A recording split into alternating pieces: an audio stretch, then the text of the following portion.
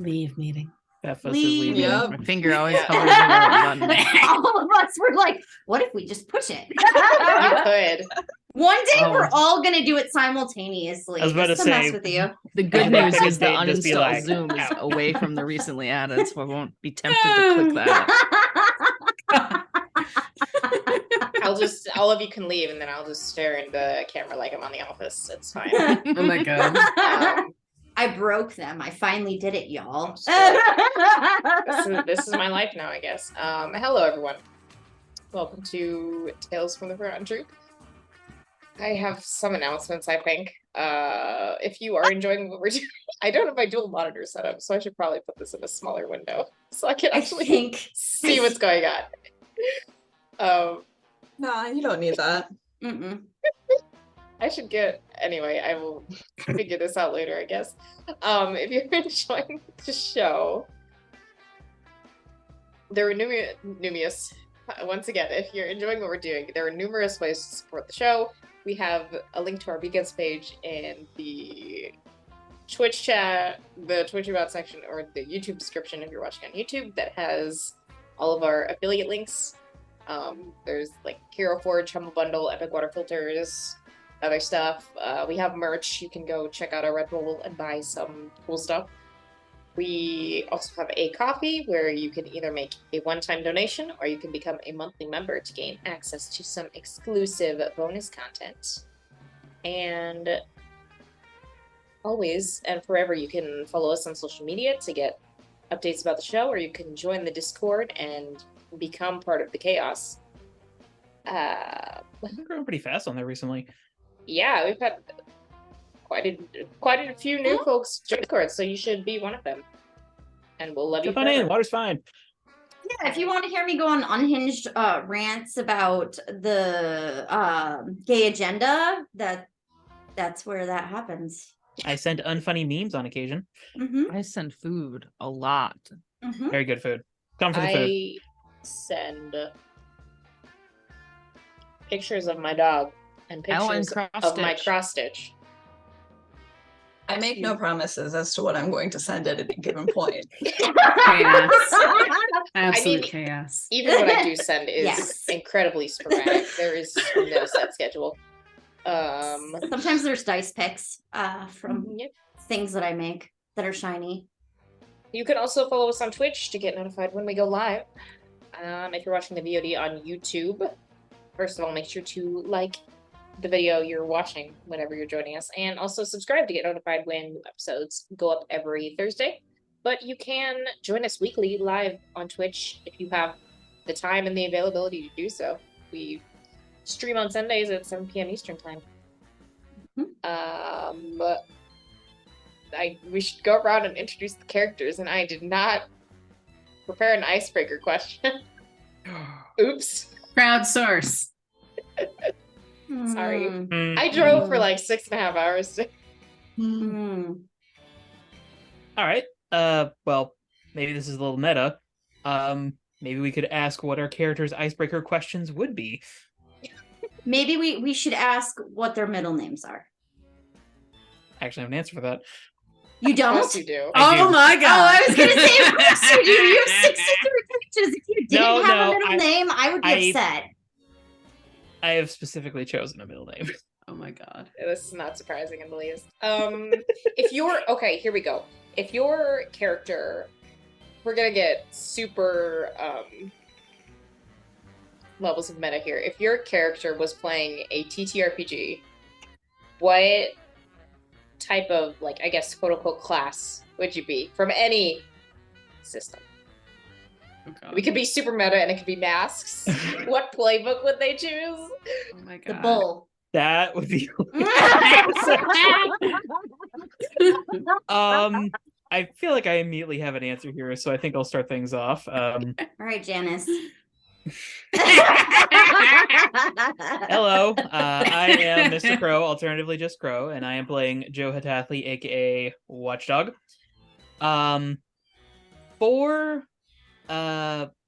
For masks specifically, just for the meta hilarity of it, I feel like Joe would want to play the Legacy I feel like that's what he would Okay. gravitate to. Mm. As for just like a more recognizable standard like D&D class, I feel like he would look at D&D, wonder what the hell he's doing, and when someone suggested fighter, he'd just be like, "Sure, yeah." I guess. I'd be like, Okay. Doesn't Joe, understand it's anything like else. football, like the fantasy football, but like more interesting and not There's boring. dice? What? Why are there dice? And we don't gamble. Yeah. One guy in the back is just like, oh. I would think he would want to be a gunslinger so that he could act like he was a cowboy. True. Mhm. Too complicated. Fighter. He's absolutely the guy who starts with fighter. We would Oh make my him be God. wizard just because it would be funny. Oh, he would have a panic attack. so many Activation rules. wizard. As the guy who was playing a wizard recently. And this is Joe, mine. Joe's not. Yeah, that's true, that's right. true. I fully Roxy love to would play love wizard. to play a Crow wizard. I want to play a wizard at some point. Crow comfortable playing a wizard, playing Joe, who's not comfortable playing a wizard, playing a wizard. I love Yep. this. Meta, meta, meta. Let's see how many layers we can add to my insanity. Yes. Not too many more, I don't think. I mean, unless we I'm really running out of bring it room up a here. notch or two. Not without you going away. At a certain point, I just like phase out of reality. God. I mean, if you just lean back far enough, you can already do that. Nope. He's here. He's stuck. Hang on. He's I stuck. like tilt my head back. He cannot shoulder No. check reality. Are you Sorry. trying to vanish? Can I Okay. maybe do this? I can't vanish either. Oh. It looked like you had a black hole heart for a second. Doesn't want to do it. A black I hole love heart. it. Sounds Well, that's familiar. because our resident witch can always disappear if she wants to. Alright, This that's got is- me. The Resident Witch? Yes, you can go next if you want. This is not the only campaign where I'm a resident witch in. I also information about me though, it's nothing to do with my character. I play a Twilight Cleric and I love it because she's basically a Yay. witch.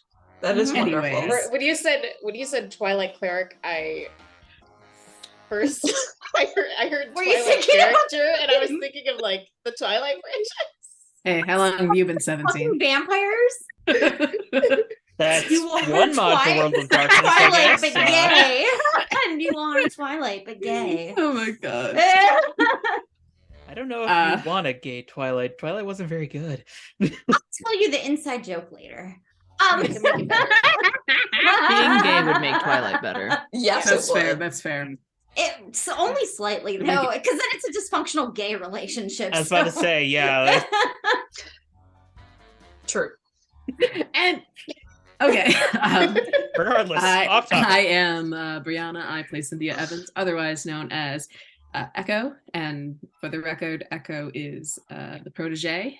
It's an actual playbook. But if going by the meta, she had to pick a playbook to play, I think that she would probably pick. I think I have this right, but the Nomad, Hmm, which is from the interesting. Unbound. I was gonna say that doesn't sound like Yeah. it's from the core rulebook. Oh, if you want to take from No. the core rulebook, Oh no, I just Yeah. probably it would be the Nova, just so she could fuck people up. But if you're playing a D&D class, it would probably be Warlock because she already gets her powers from Hecate, so vibes. It's fair. Fair point. I'll go next. I'm Tess. I play Sylvie, aka Valkyrie. And so for Matt, I currently play an outsider. That's what Sylvie is. But I think if she were to choose something, I would also go to I think she would also pick from the Unbound playbook.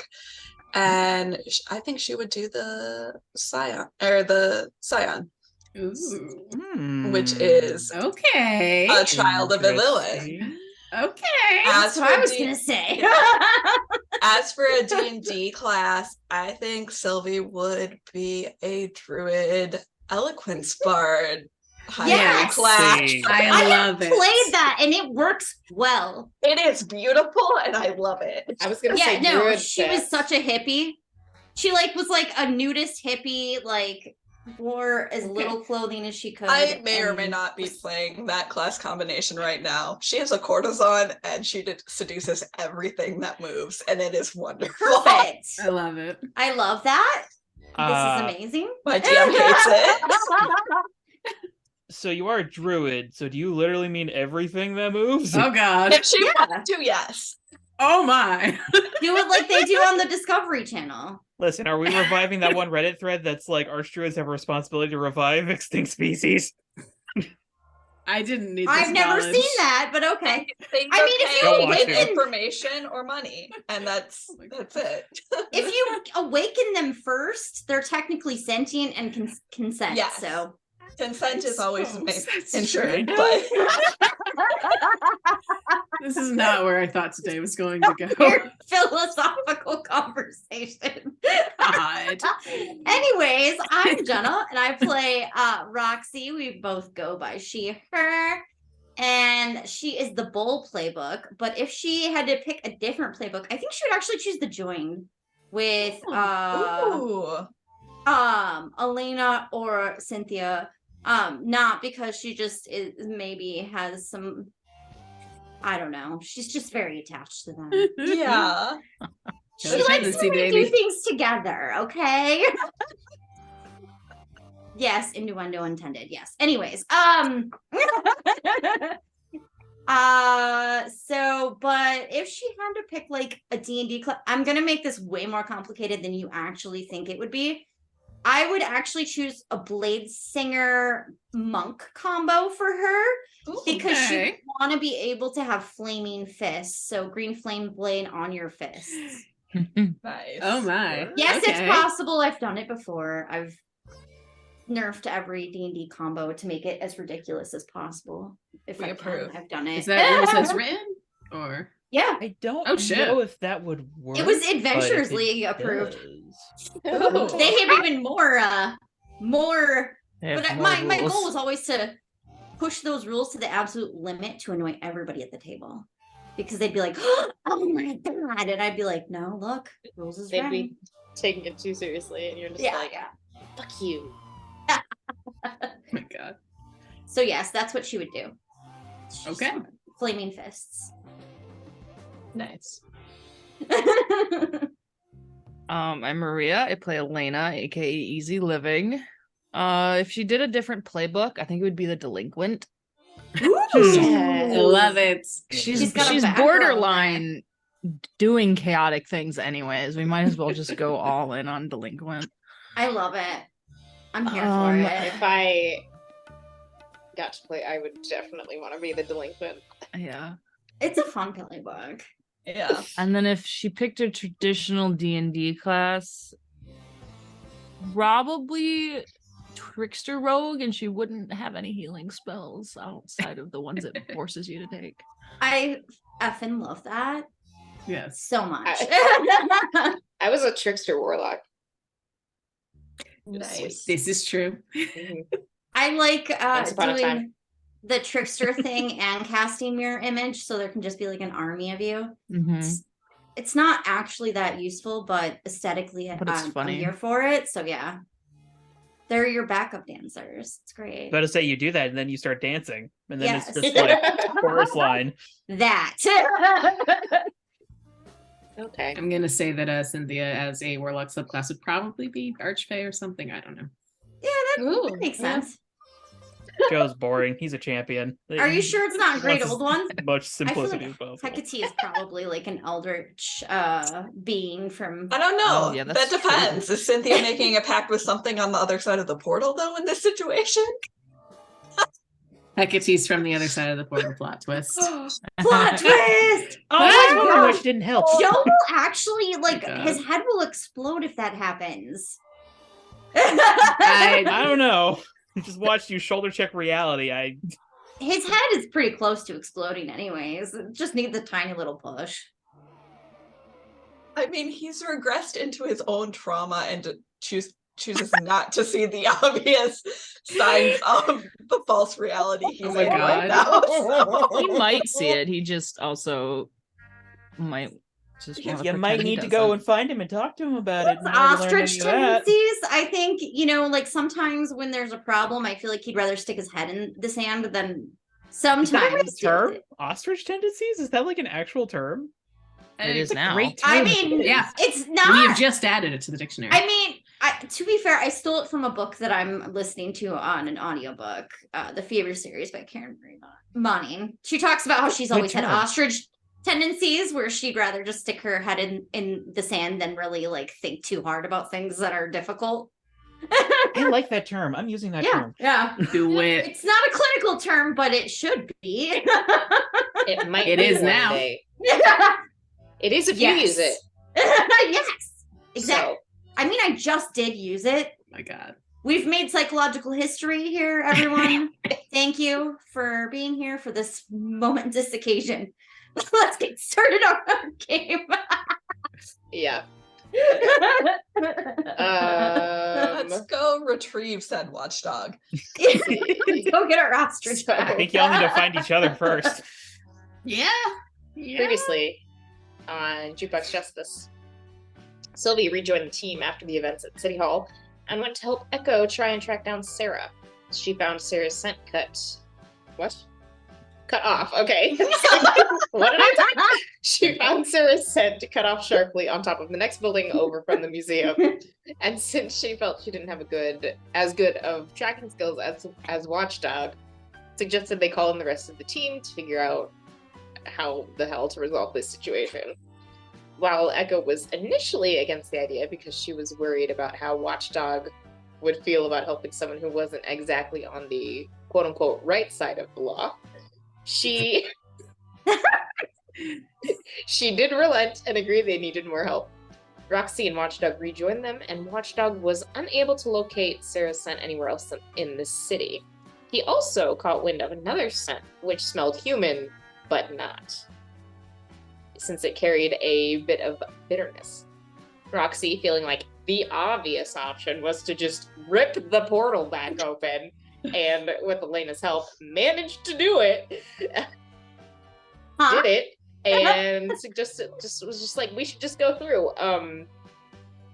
And they did. Watchdog very, very reluctantly, but each of them woke up in a rather unexpected location that seemed too normal. Joe was at his parents' house in Arizona, where it looks like his parents had never divorced. Cynthia was in her parents' manor. Elena was with her mother and another unknown man who was staying in the same house.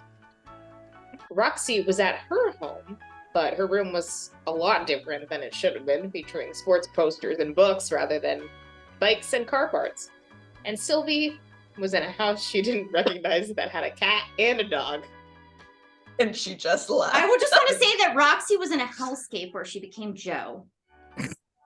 Ouch. Sylvie had a nightmare about the wild hunt before she woke up in a strange room and decided that she was not gonna stay there. Hey, that Valid. is what you... that's how you interpreted that. I know. Yeah, so... So far, just Elena and Roxy have found each other, right? Yeah. The two of you ran into each other in the street because I believe Elena was headed towards your house, Roxy's house, and then you spotted each other on the street. Cynthia had gone to the museum where Sarah works, but found no record of her, so made a hasty exit. I did note that the art was different, I remember. Yes, the art was different, and then Sylvie realized that she had a tether similar to what she saw from Elena, was not able to find the end of it, and was just wandering around the city. Yeah, Sylvie is out around the city. Same. It'll be fine. Same. Fine. I mean, Elena hasn't let me steal any cars yet, so it's totally Yeah, fine. there was talk about Grand Theft Auto and making a trip across the United States to Arizona. Kidnap Joe. To go Or, find Joe. well, Watchdog, which they'll probably pretty quickly figure out his identity if we show there and he's not Let's see. Wolfed out. Who do I want to start with? Who shall we begin the torture with? Who I do feel wanna like- hurt the most. My vote's on Joe because he's still very confused. Yeah. I was gonna Yeah. say Also, Joe's the he's- most separated at the moment from, well, we assume separated, the most separated from everyone else. At least mentally, Plot he's the twist. most separated, I would say. Mentally, emotionally, physically, you know. He's just We're all I disassociated so strongly. I'm in a new reality. Yeah. we're all locked in separate rooms having different conjoined dreams, apparently. I don't know. Did we That's at least my get guess. one of those fun jackets? One of us hip check our way out of this shared reality, please. All right. Would like to leave, please and thank you. Joe, you can sit down and have breakfast because that's where we sort of left off. You woke up and were invited to breakfast with your parents who are still married. Mhm. I guess how's he feeling? The conversation is just very normal. Question. Yeah. Is it that we add a team to the pool at the beginning of every session? Yes. So The we have beginning of one. every session. Okay, Yes. thank you. Just wanted to double We check need that those was because correct. we're all of a Was sudden there We're already actually one in spending them. it now. It's Was there amazing. already Ah. one in the pool, or did we use it all? No, we Uh, did use it all last We time. had zero. Yeah. Okay. We've got one team. I think it's because we kind of sort of now know how the rules work a little bit. Mhm. Well, I mean, Yes. before that, we were I- also super separated all the time. Yeah. As if Just we're a not little now. Yeah, so I think Eugene is probably reading the newspaper as he's like sipping some coffee and eating a nice classic breakfast. Like there's sausage links and toast and scrambled eggs. And Tallulah is like probably filled up everyone's plates and then sat down herself. And is also just relaxed and eating and enjoying time with the family. And there's probably a few minutes of silence if Joe wanted to say anything or if he was just going to soak it all in. There is definitely a moment where he is just kind of like soaking a bit. Maybe like surreptitiously just trying to like look at his dad. Without I'm trying not to give away things because I want to save a lot for if/when the team finds me. But I also surreptitiously, I feel like at one point he would look down at his hand and check to see if there's a wedding ring on it. Eugene's hand? His hand. Oh. No. You are not wearing a wedding ring.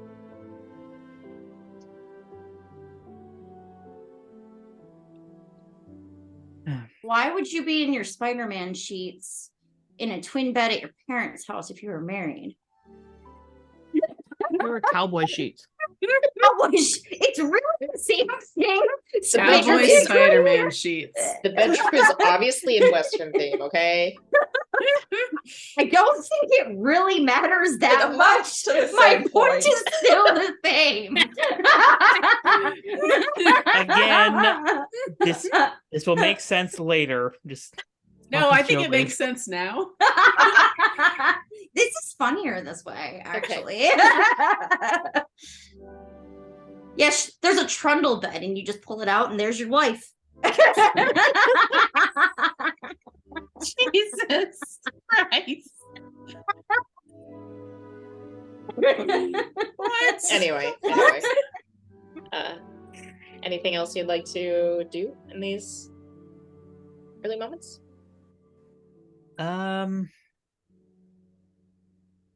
Not specifically. Okay. Joe's just kind of absorbing the morning, and while it is not as strong a smile as he had before, he's still smiling as he's eating dinner or breakfast. but- Breakfast. Okay. Probably a few minutes pass by as you start to dig into your food, and Eugene glances up from his paper and takes a sip of coffee and says, "Ready for the big game tonight? Got any nerves? Any jitters?" A game? Tallulah laughs a little bit and says, "Of course. Arizona State versus Nevada?" Right. Yeah, right. Sorry. Uh,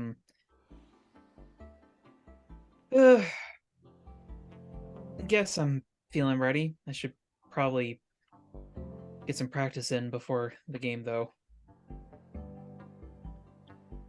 Eugene smiles and says, "You still can't let those pregame rituals go, but make sure you're not wearing yourself out too much before you get started. Don't want to be tired heading into the game." I won't. Just some warm up.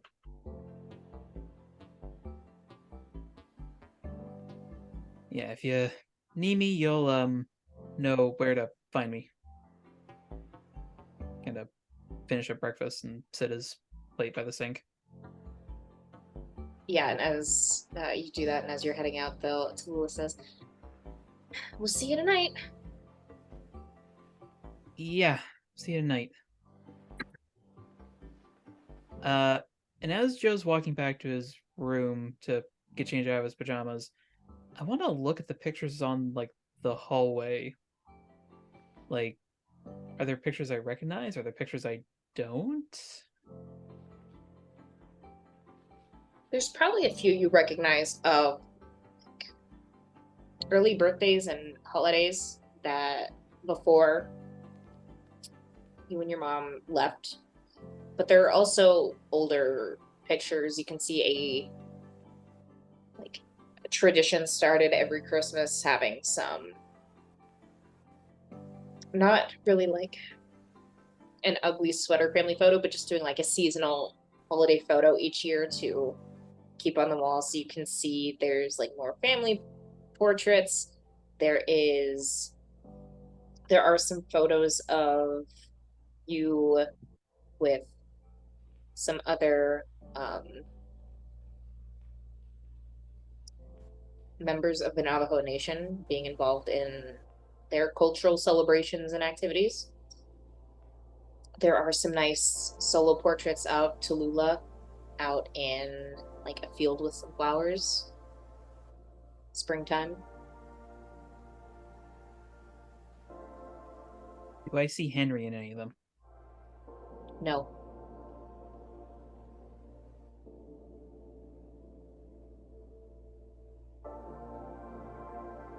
Joe will kind of stop in front of one of the Christmas family photos and just kind of look at it.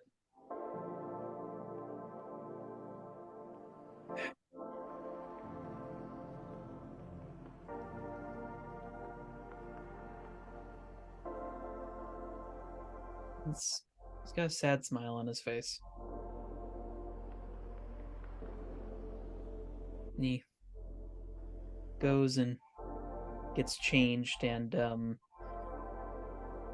starts packing a bag. What kind of bag? Travel bag. Okay. Is Joe gonna commit Grand Theft Auto? We know this is an alternate reality. This isn't real then. This is fake. All of it's fake. You can, there's definitely a duffel bag in the bedroom that you can use to pack up a bag, and you have your pick of clothes, so you can get what you need. Is there anything else you would like to add in or take with you?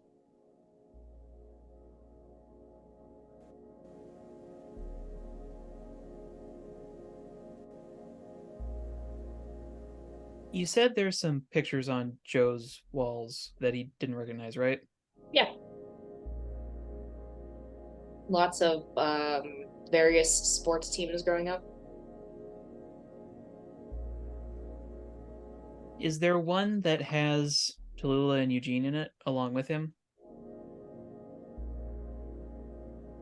Yeah. There's probably a couple that are family portrait types. Maybe these are more candid shots where just little what would be considered like slip-ups between poses and the actual pictures they were trying to get for the album, but more casual expressions, maybe some laughter, not everyone looking at the camera. Some that have a bit of like blurriness as someone turns their head in the middle of the shot.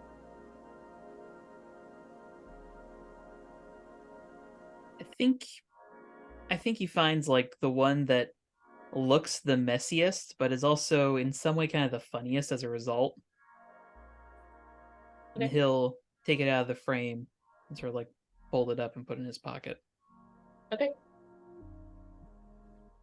And he will actually collect exercise gear as well and get dressed like he's gonna go work out. The where you would normally have all of your Sealer University blue athletic wear, it is all red Arizona State gear.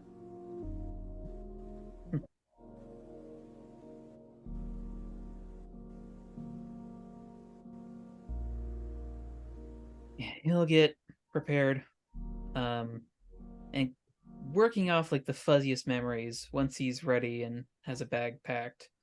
That doesn't. It looks like it might be an exercise bag, but if you like inspected it, like you'd find like a couple changes of clothes in there or something. Trying to remember where it was at. He'd go to where like the car keys are at and see if he, I don't know, recognizes the Rocket's keys. He's assuming he might have a car.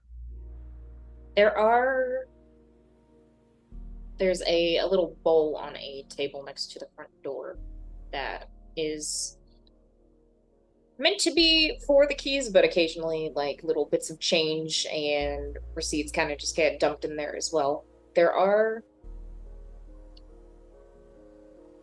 2 sets of car keys, but neither of them resemble the Rocket.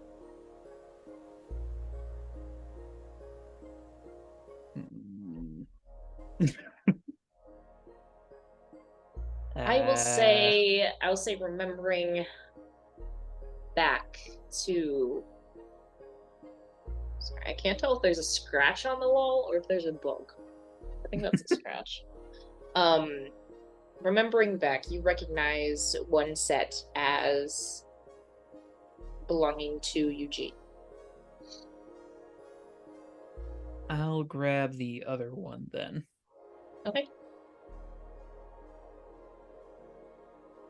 And I will head outside. All right. Is it actually Arizona? Yep. Yeah, there's definitely a moment's pause with that. Neighborhood is different, but you can definitely, because it's been so long, but you can see the similarities from where you grew up peeking through.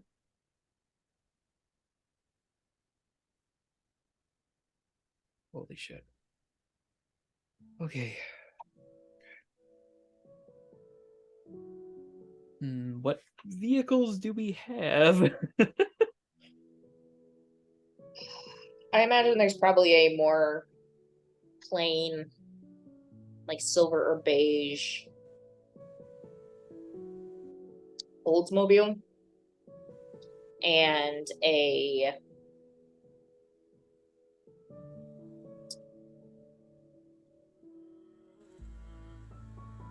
red pickup truck. Guessing these keys go to the Oldsmobile. No, they go to the pickup truck.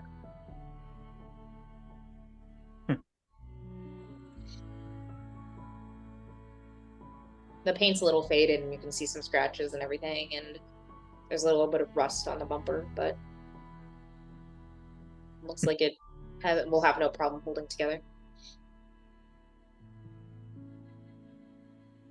Joe will climb in, start up, and drive somewhere. He's not certain where he's going at the moment. Okay. As you pull away and start heading down the road, and I'll say probably as you turn the corner at the first intersection where you think would head back towards more of the town proper, there is a little sort of like poof next to you as Thistle appears and says, I could you never be alone. Jesus H. Christ. There's definitely a moment where he just like almost swerves. Yeah. off the road. Hi. Hi. So like pulls off and just like breathes for a second.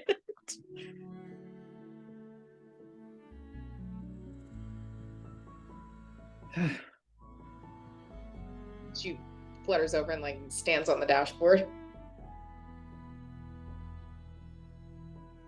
Oh, Where you're still are here. we? Home. Or not exactly home. Okay. I thought wasn't your home in like that city? That's where I live.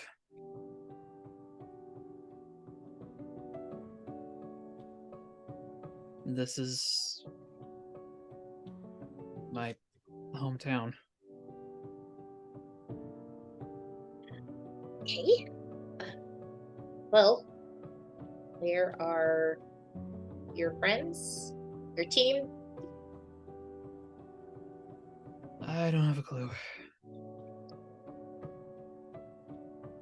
Wait. Okay.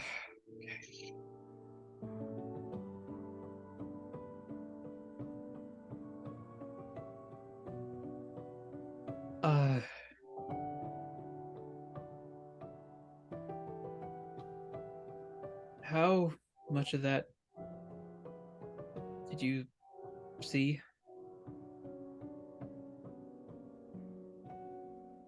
Would it make you feel better if I said none of it? Yeah, a little bit. None of it.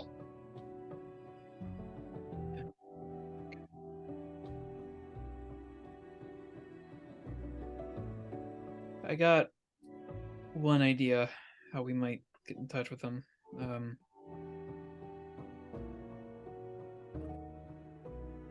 Sort of like check the truck a bit. Is there any like little cup with like change in it, maybe? Yeah, there's probably like some nickels and dimes, a bit of spare change that just got tossed in there from like a diner Something I wouldn't visit know about. or yeah, like a stop by the corner store. You'd imagine. Yeah. Let's see if we can find a payphone. Okay. You can drive around a little bit and thanks to some of like the more general flow of traffic and some of the signs, find your way to the more centralized part of the town where there are a few payphones that you can see some phone booths get connected to. So a diner or the bank. As I'm traveling, Joe has a thought, and I'm gonna try to change. Okay. You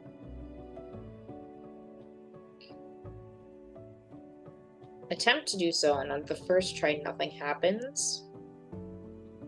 Say probably when you do it again, maybe you can get some elongated fingernails similar to claws, but definitely nothing like you're used to. Yeah. Okay. So not real. Not real. It's not real.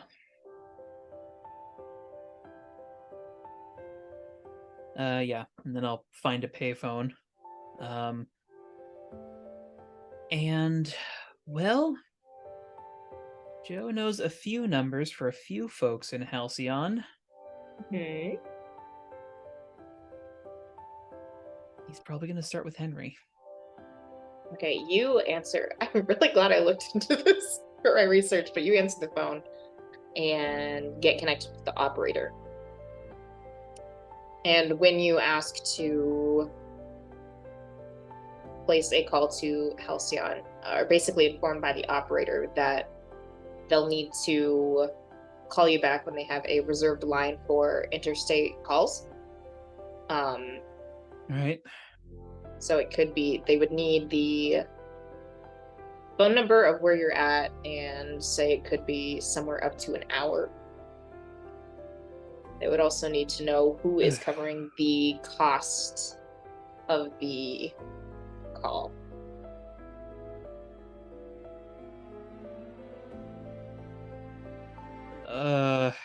John Evans.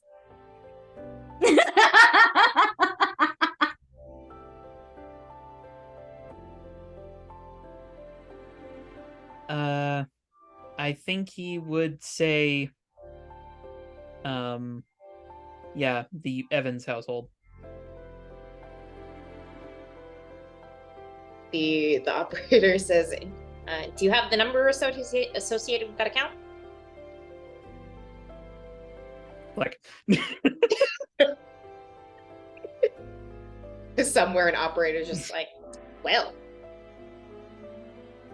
crap. I assume Thistle's gone like invisible again, like Yeah. we've reapproached civilization. Just sort of like whisper to the air. I don't suppose you know any numbers in Halcyon? do I look like I know any numbers in Halcyon? I don't know. I don't know what fairies know. I'm not a fairy. I'm a sprite.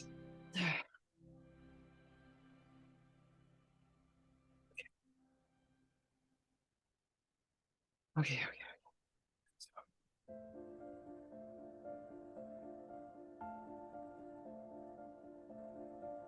I could try to find some, but I don't know if that'll be quick.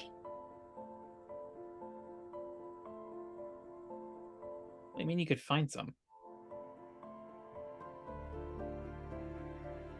I mean, I could go to Halcyon and find some, but that won't be quick. You can get to Halcyon? Yes, you can too. It might just take a little bit longer. Well, yeah, but that might take me days. Like, are you talking about like days? Maybe not quite days, but probably more than a day. Okay. I can't just magically appear there. It's not how it works. I was hoping it could work. Okay.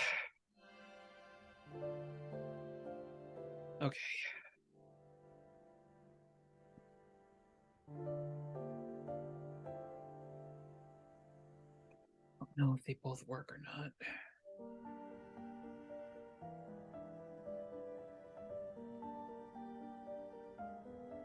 Okay. There's the gym around here. I gotta find where the gym's at.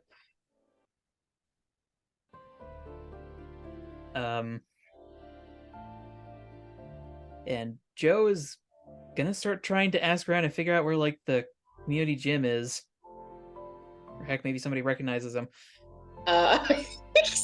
Recognizes you and is like, you have one on campus? Right. Yeah, right. Sorry. Yep. I imagine you turn and start walking away, and this random guy's just like, are you okay? Fine, totally fine. The soul's just like, smooth. I'm not good under pressure. At least not with talking to people. Okay, if this is your idea of pressure, then this is maybe very much my idea of pressure. I don't know what the hell's going on.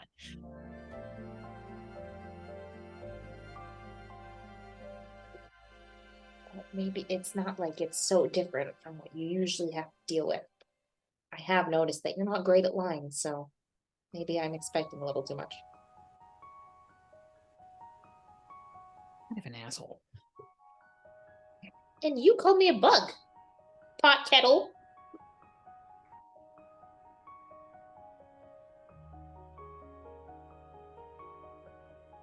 Fair is fair, I guess. Okay. on campus, there's gotta be signs. And I'll drive around looking for university signs.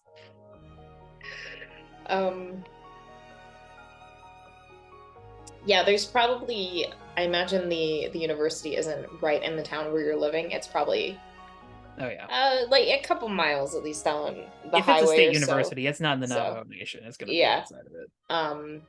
But heading out, you can get pointed in the right direction and find your way there. Okay, just find the gym. And the campus is thankfully oriented in a way that is somewhat familiar, and you can see where like the football field is and the gymnasium is, and find your way to the actual recreational facility where you would do your indoor training and lift weights and stuff. Okay.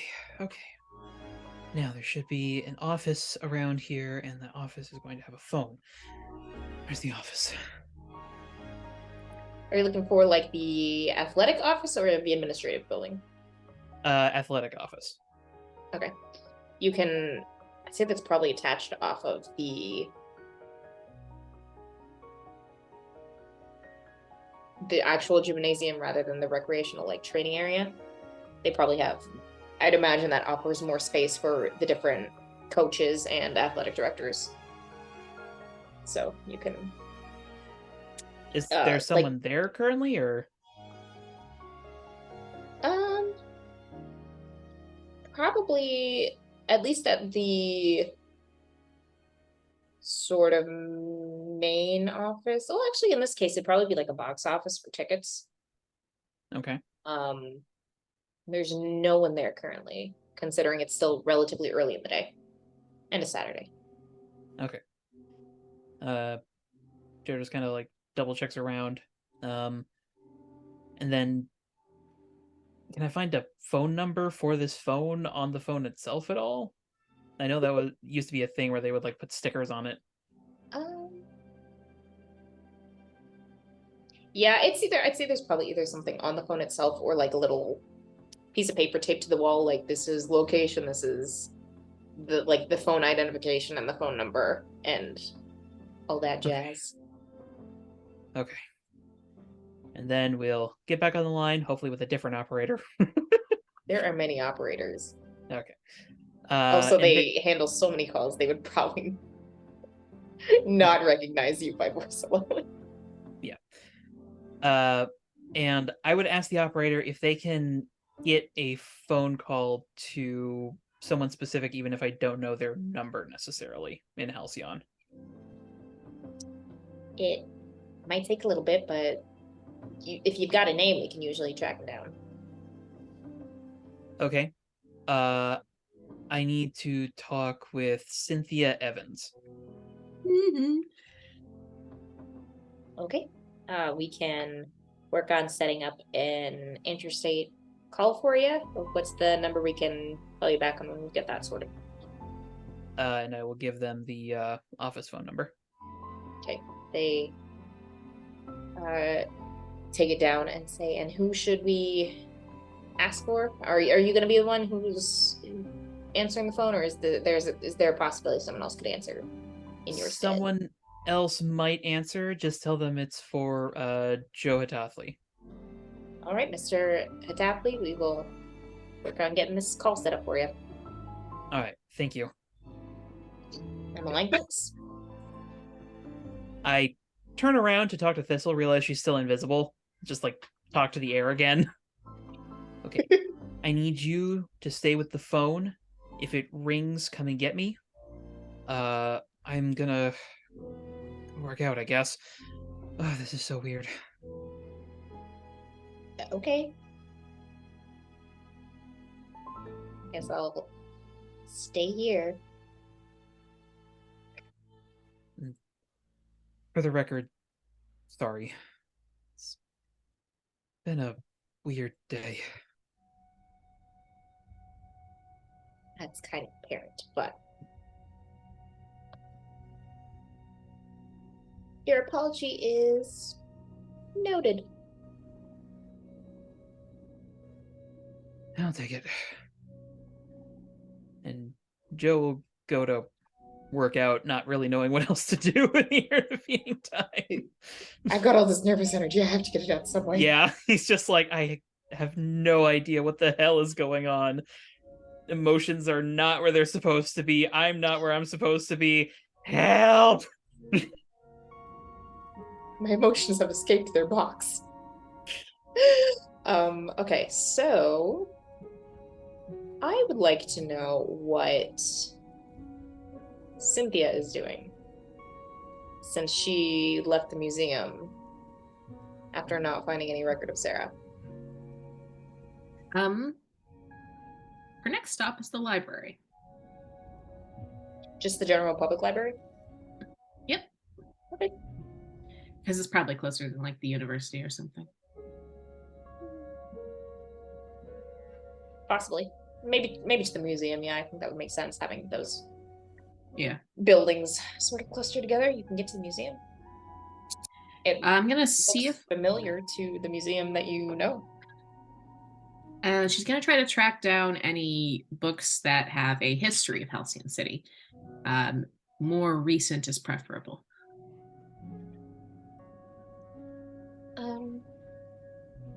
You can probably find. Well, they'd probably have like history books or at least publications up until like through. Yeah, World War II's happened, so probably up through there, I guess. You can like, if you want specific to like Halcyon City and the founding, you can find those old documents. There's also. She's looking for anything that would have a record of Halcyon in the last that contains information on the last 2 or so decades. Okay. I'd say your best bet in that case might be looking through the like newspaper archives. Okay, yeah, sure. She knows what she's looking for. Since like her, I try not to give too much away. She's going to look for a specific coverage of a specific event involving criticality. Okay. I imagine you know the date very well. Yes. And pulling up the newspaper from preferably without too many details about what that event was. From that day, you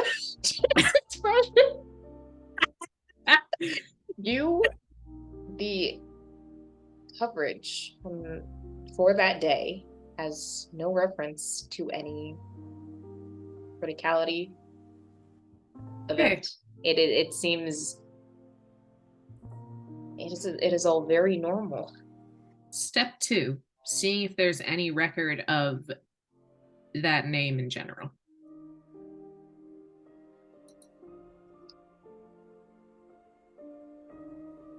I would say used as a moniker or personal identifier, no. There is in the academic articles like definitions of what criticality is and that whole aspect, but there's no person who is referenced as criticality. Okay. Step 3, seeing if there are any public mentions of basically of Catherine. What's she up to, if anything? You find that Barnett Industries is alive and well. There was a newspaper article about the sudden passing of Robert Barnett, in charge of Barnett Industries, from some sort of heart-related problem, and Catherine taking over afterwards. Okay. I say you probably also find an announcement in one of the papers, a wedding announcement. Oh no. Between Catherine and a man named Mark. Yeah, okay. Is it the same date that it would have happened in my reality? Yes. Okay. Is there a divorce announcement? Not that you find. Okay. Yes, you did in fact call it. The paper was just a little too suspicious. Good job, Crow. Okay.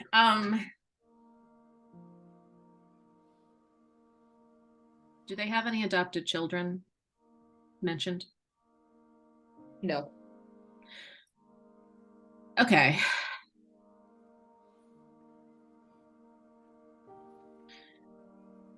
I have a bad feeling about this. I'm going to look for any mentions of Sarah Crawford.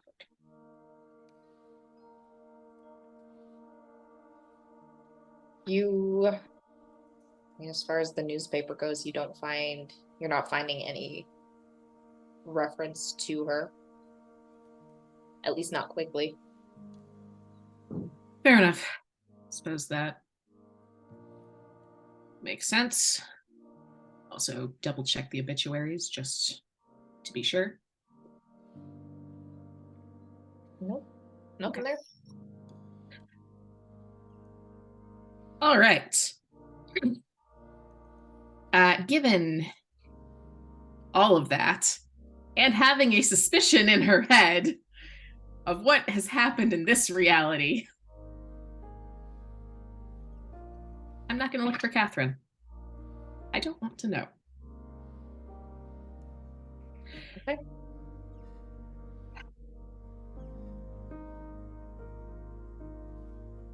Not yet. So, fuck. She's bit not sure what to do. Not finding any records of Sarah, and presumably having some knowledge of where Sarah lived when she was a very young child, since it's in the case files. We're gonna go around that area and see what's going on. Okay. You can head off in that direction. And meanwhile, what is Sylvie doing? Since her main focus had been to leave that weird house. Yeah. What's she doing? Sylvie's gonna try and reach out to another tether that she is aware of that may or may not exist right now.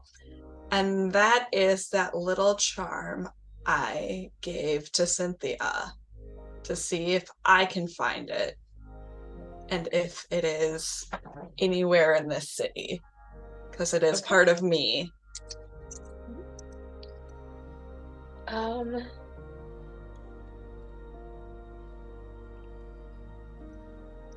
Yeah, I will say as you reach out to try and find this connection, you don't sense anything.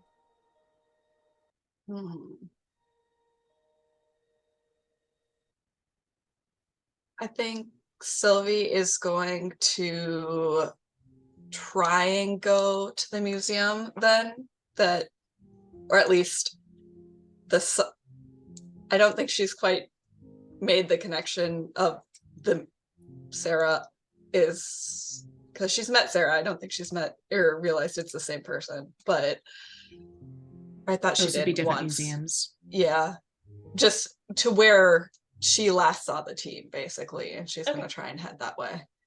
Okay. You can getting out into the city and everything. The pathways, like in streets and everything, are familiar. So, having previously navigated Halcyon, you can easily make your way over in that direction. But I believe Roxy and Elena were also headed in that direction.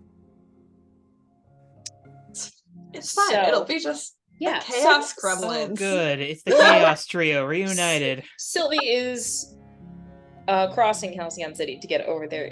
Are Elena and Roxy taking any detours? Or what's that whole situation currently looking? I think we stopped for a second for Roxy to try to pick up a car. Yeah, you And- tried to lift a car and you could not. I could not.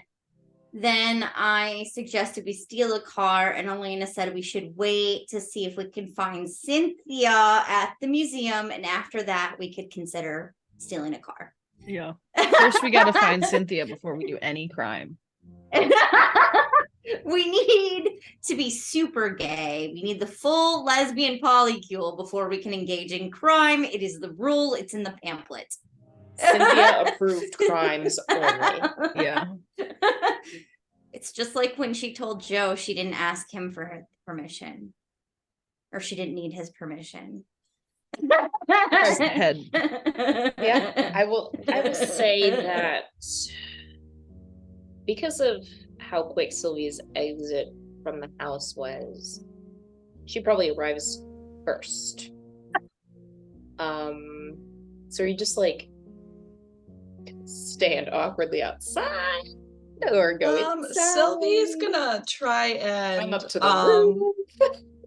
Yeah, she's gonna try and maybe slink into an alley and shift into a glitter pigeon because most of the team recognizes them at this point. And fly up Send to the us roof. glitter pigeon signals. It's fine. You can easily get into an alleyway. There's probably one on either side of the museum, and then even more so, like a little bit of an abundance of them between other buildings. And you try and shift into a pigeon, and there's probably like a puff of glitter, but that's about it. You're still, yeah, it's just like, but you're still Sylvie. Sylvie gets another idea. She's just gonna leave puffs of glitter everywhere for the team to find. Just leaving a trail of glitter. Yes. Okay. And then walks into the museum while leaving a trail of glitter. Okay.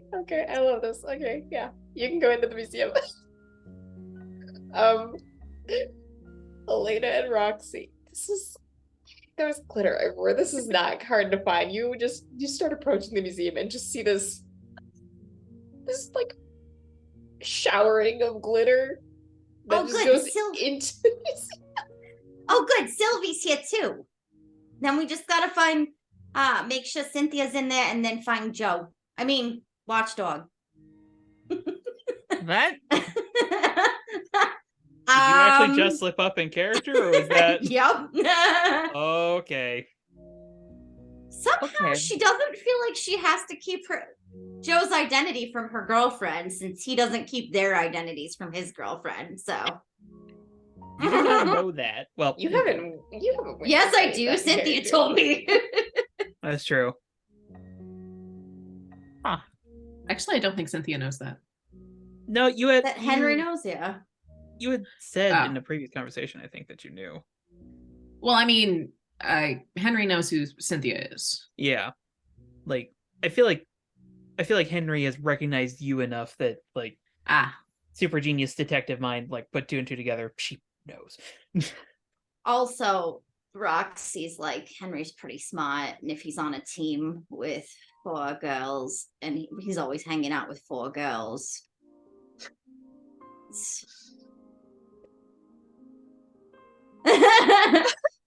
Okay. Anyway, sorry. That's something to unpack later, I think. Yeah, we can talk about that later. Right now, we gotta deal with this whole alternate universe debacle. Well, maybe Cynthia's inside. So that's a start. She just like dusts the glitter. Sylvia's here. Yes, clearly Sylvie is here, which is One good. down. Good to go. Yeah, let's go get Sylvie. Follow the glitter trail. Follow the glitter trail.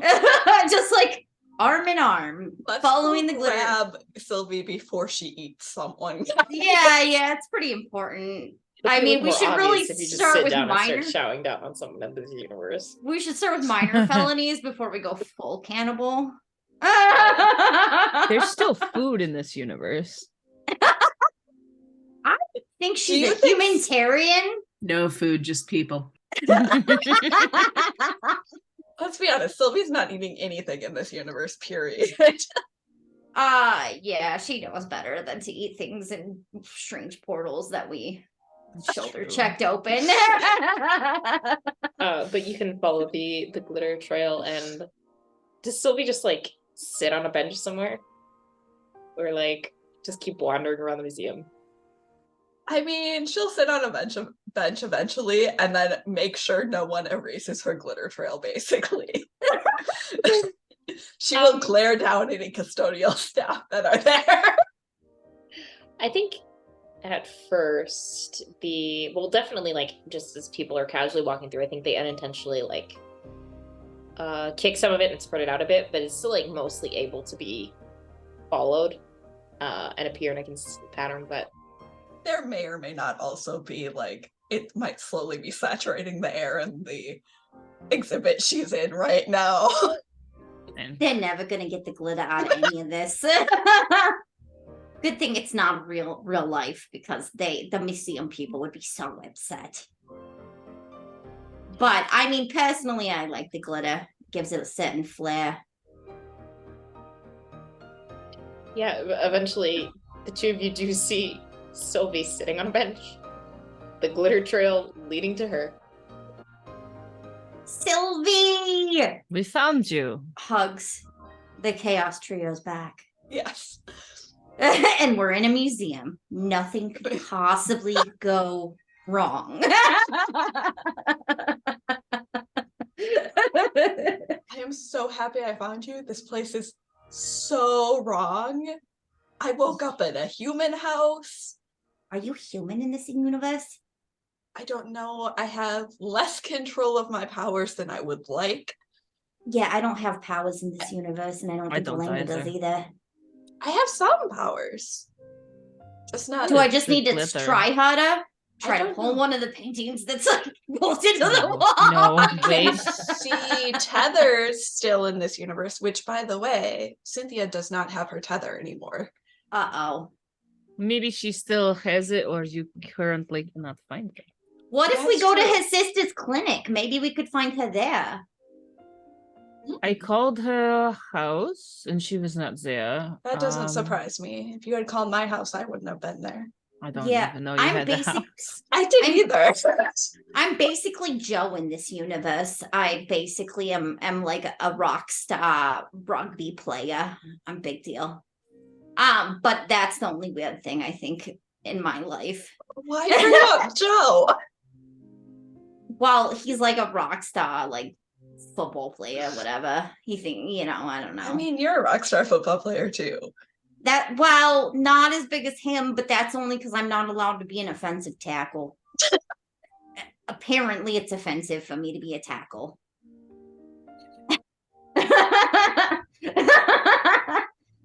Or a defensive tackle or lineman. I mean, I'm not supposed to be as me on the cheerleading team either. Neither is be Elena. honest. I'm pretty sure she was messing with gravity a little bit, though. It was kind of... I don't. It's not a competition cheer team, so I think it was okay. Yeah, but I have to be careful with the pheromones. We got told that Oh, I yeah, can't that- necessarily that- distract the other yeah. team. Yeah, that's considered cheating or whatever. That's no fun. I know. It's whatever. We gotta find Cynthia because I'm Me pretty too. sure. Oh, I didn't ask Tony about Joe, but yeah. We But think is Watchdog Tony might. here? Tony's here. Tony's here. He's but at the not- house. He's What not is Tony. he actually Tony? I mean,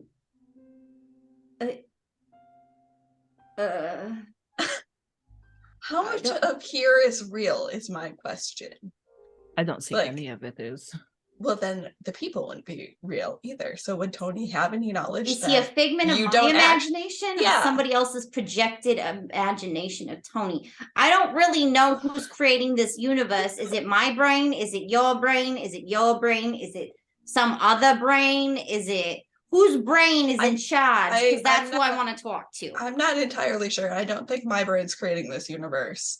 I don't think so either. because it would be way more glittery and there would be bigger flowers and they might have teeth in some places. Yeah.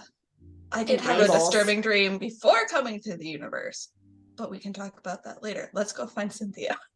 Okay. Yeah, we might have to go out of state to find Watchdog. Apparently, he's not from here.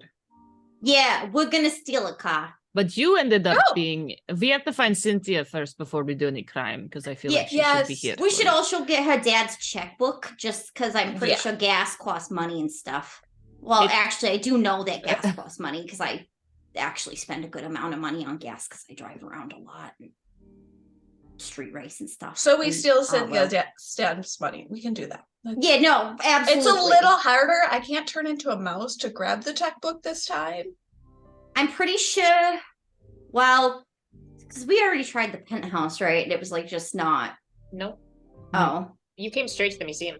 Yeah. So we. but can we try thought it was weird because we were all living at home instead of where we were. Mhm. Mhm. So we checked her dad's house, but it seemed like maybe she lived there based on what. Yeah, based on what the person on the phone said, she lives there. She's not there, so she's not at the museum. You can try her sister clinic. Maybe the penthouse is there. Other than that, no idea where she think would be. We could try her sister first. Is like the only thing that I can really think of. Otherwise, we might have to go back to my house and see if Tony has a car in this universe. Because it's really weird. I don't have a car or a bike or nothing in this universe. And I feel like that's just not okay. I'm a little concerned that the stag is somewhere and I don't know where it is. Oh, shit. It went through the portal, too. I wrote it through the portal. No. Where's Plot twist. It's a normal deer, except it's carnivorous. It is So it's a actually normal eating deer. the janitor. Has human in- teeth. in the Egypt display, it's eating the janitor.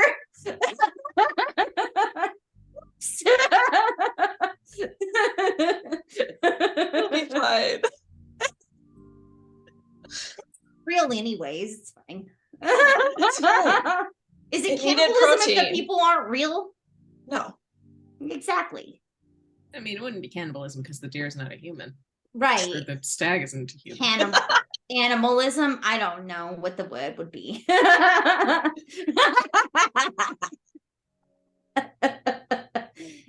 Stanimalism. Have we tried Cynthia's lab? Or have you two tried to Cynthia's lab at all? I don't even know if she works at the lab in this universe. In this universe, it's not that weird that I was in. But Elena, why don't you tell her about your situation in this world? Oh, I'm assuming 2 parents in this world. 2 real. Birth. Natalie and Jim are real. Yeah. My biological parents. I may or may not have parents in this world. I don't know. This is so strange. Why are parents just popping up out of nowhere? I mean, I didn't get any extra parents to my knowledge. I'm pretty sure I still have the same parents. To be fair, Assuming they're 2 biologic parents, I don't know how much. I can probably verify that if they're biological parents or not. My parents? No. I was gonna say, We might hope. of course they're my biological parents. That is my assumption. All right. I know My I room- have a dog and a cat here. I didn't really pay My attention room to looks who else the was there. same. It has less Do they have glitter? stuff, but No. They would not glitter cat and dog. I don't feel like that's something that you would have then. My room didn't have a portal either. That's also not normal.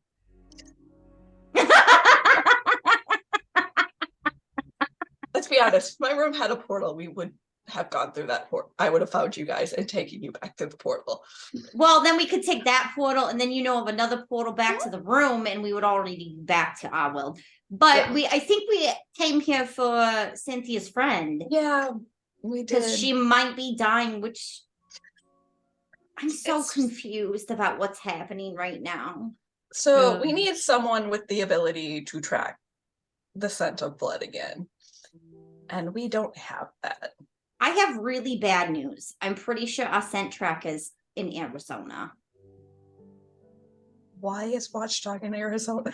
That was where he was from. He wasn't from Halcyon. Yeah. Apparently, him and Tony are friends. Yep. Why is he in Arizona though? And I wasn't in the Fey realm. Maybe You know, this dimension. Why isn't German girl back in Germany? Maybe only America exists in this dimension. Maybe there's no Fey realm. Maybe there's no other countries. I have so many concerns. I love all the speculating that's going on. Well, America won the Second World War and domination over the entire globe. We don't know that. We didn't So go there to the is no library one in this to. world. Everything is America now. Everything is America now. Imperialism, Terrible. baby. All Let's right. not do that. Yeah, no.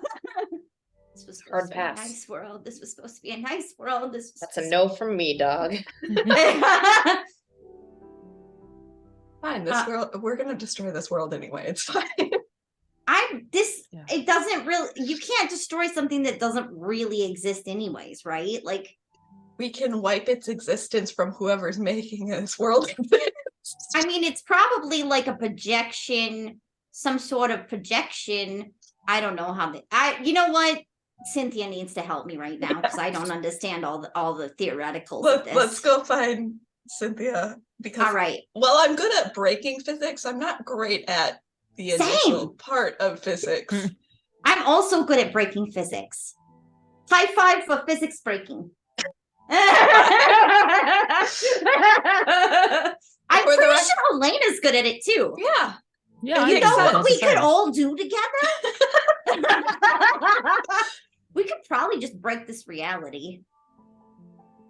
We try hard enough. We probably could. Chaos We should probably- Gremlins United.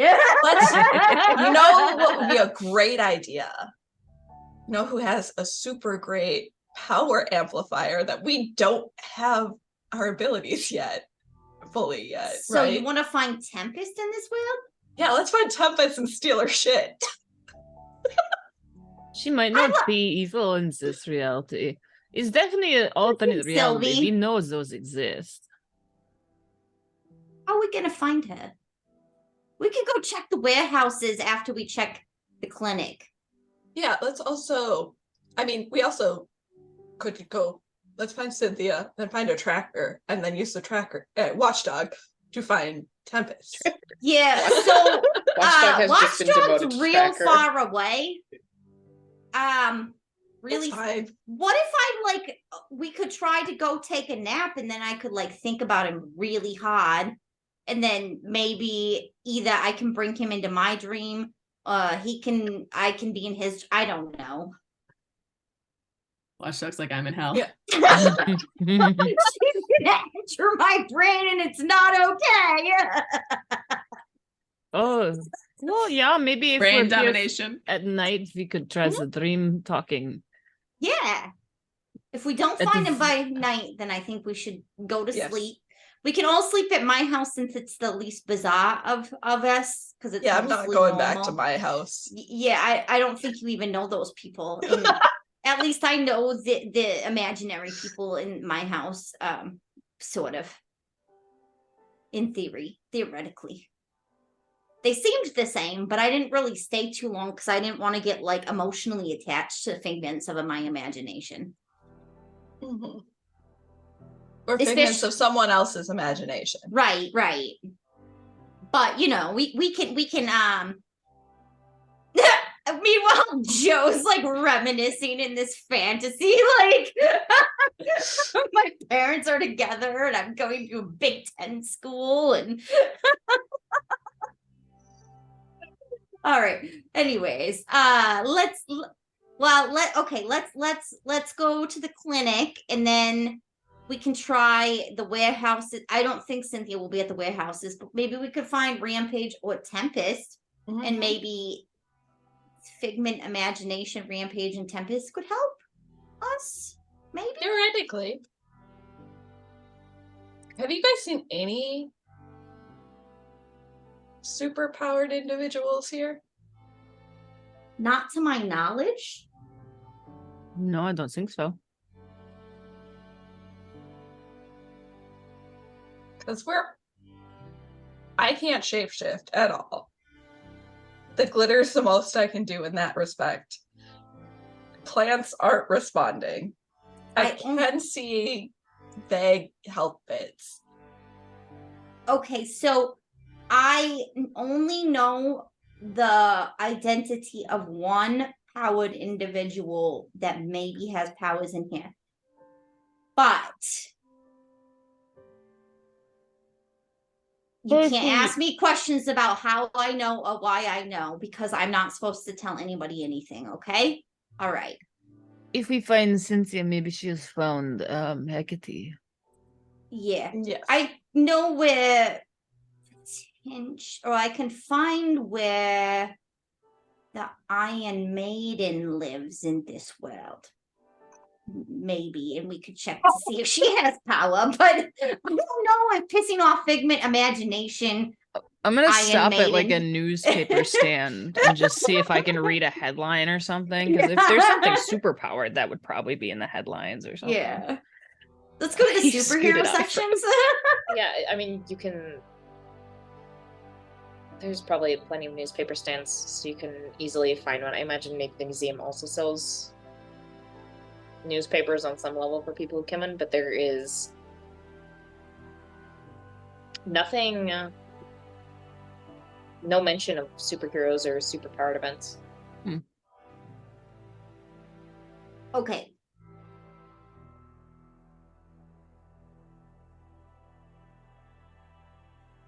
That does not bode well. You know, we could find Henry in this world and ask her. She's supposed to study superheroes or something. So are She we might going know to something. school? I No, we should find assume that I'm actually Cynthia in first. college in this universe. I mean, I'm in college in the other universe too, but like I think I actually like planned going to college, and it wasn't just like one day we went and I decided I wanted to go. It's weird. I'm a little weirded out by that, but whatever. So in theory, I am a student and I'm probably See, you're Might- multi-talented. yeah, and I might know her, or at least it might be less awkward for me to go to the super humanities department and try to talk to her. Well, And if there's not a super theoretically- humanities department, then we know that there's no superheroes in this world. Crap, does that mean that all the like work that I've been prepping for my major is now gone? only if we get stuck here. Let's not get stuck here. Let's go find Cynthia. Yes. She might. Yeah, know let's go to something the we don't clinic. know. We could at least ask her sister. In theory, if her sister's a doctor in this universe still and still like wants to help like poor people, you know. Are we walking everywhere or do we have vehicles? I was told we Beacons. cannot commit Grand Theft Auto until we find Cynthia. I mean, but it would help us find Cynthia. We would find Cynthia faster if we could drive. Debatable. And I mean, Uncle Polly would. That's true. I could also just go back to the house and ask Tony or Uncle Paulie if I could borrow the cars. That's another option that might be slightly more legal. Yeah, why don't we try that? See if we can borrow a car before we start stealing cars. What? I would don't Uncle know if Polly I can do? break out of jail like I would normally in this Yes, universe. that is also. I a can't good, shapeshift out of jail. Right. So like if I can't just run out of the side of the building, then like we might have a problem. We might really need Cynthia then, because we might have to put bail money on her dad's Oh, shoot. checkbook I That could means also tab. try to pick a lock. credit. Do I actually? That's a good question. I also might not have my resources in this universe at all. Right. So I also might not be able to. But buy I'm my way pretty out of sure her jail. dad's still rich. Yes. Her mom still sounded like a pissed off rich lady. I don't think that was her mom. I think that was Staff? employee. Yeah. Which is also indicates that they still have resources. Do we have to like her dad in this universe? No, Okay. No, I absolutely don't think not. so. Absolutely not.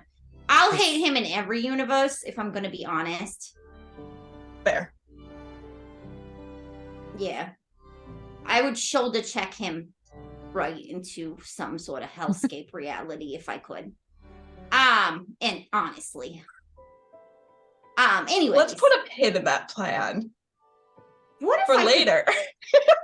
Here's an idea. If I can shoulder check reality, maybe if I hit him hard enough that it'll knock some sense into him. Possible. Anyways, this is a theoretical conversation for a later date. Let's go find Cynthia or get a car, whatever is closer. I don't remember if the clinic or the house is closer. So, if the clinic's on the way, then we'll Clinic walk first. to the clinic and then go to the house to ask to borrow a car, and then I feel like it's probably sort of equidistant to both because you just have to go into town to get to the museum. So you could either go farther into town to get where the clinic is or backtrack to the house. let's get the car. Let's get a car first. Because we just don't know where she is, and it'll just be fast. It's you know what I'm saying? Yes. Because otherwise we'll have to walk back twice as long. This is a lot of math for me. It's just not my favorite. We'll just borrow a car and go find her. Yes. Yeah. Okay. So we go back to the house and she's going to ask Tony to borrow his car. First, she's going to look at the cars in the driveway to see if any of them look like they might be Tony's. They are all very sensible and modest cars. What the fuck is happening in this world? This is a travesty. Nobody in my family owns a sensible vehicle. Is this a sedan? It's a 1950s equivalent of a Honda Civic. This is unreasonable.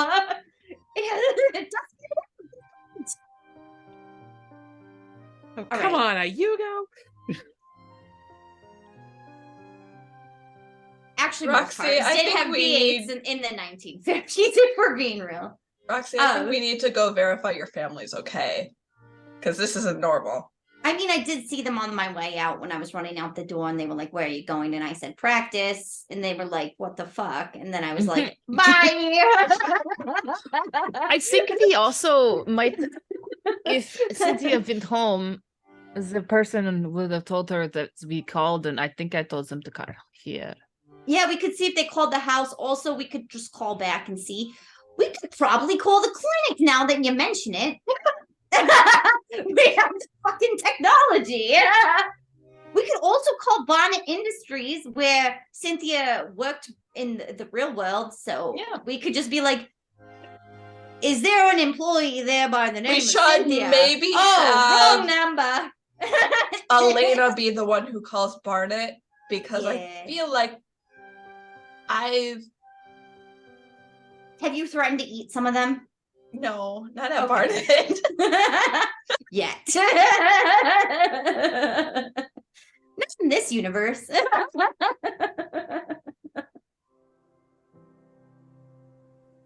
But I feel like Elena is slightly more respectful than both of us in terms of. That's really insightful of you. Well, I mean, my persona is pretty chaotic in general. And the people I was associating with were not exactly Barnett friendly. They were more people we didn't like. Okay. I'm just going to pretend to understand all that. And let's just go to my house. All right. I wonder if my parents are rich in this world. Anyways. heading back to the DeMarcos. Yeah, you can head back there. I'll probably say the walk to the museum and then back is enough time for the phone in the box office to ring. And while Joe is not there, we do see this whole struggle to lift the receiver. And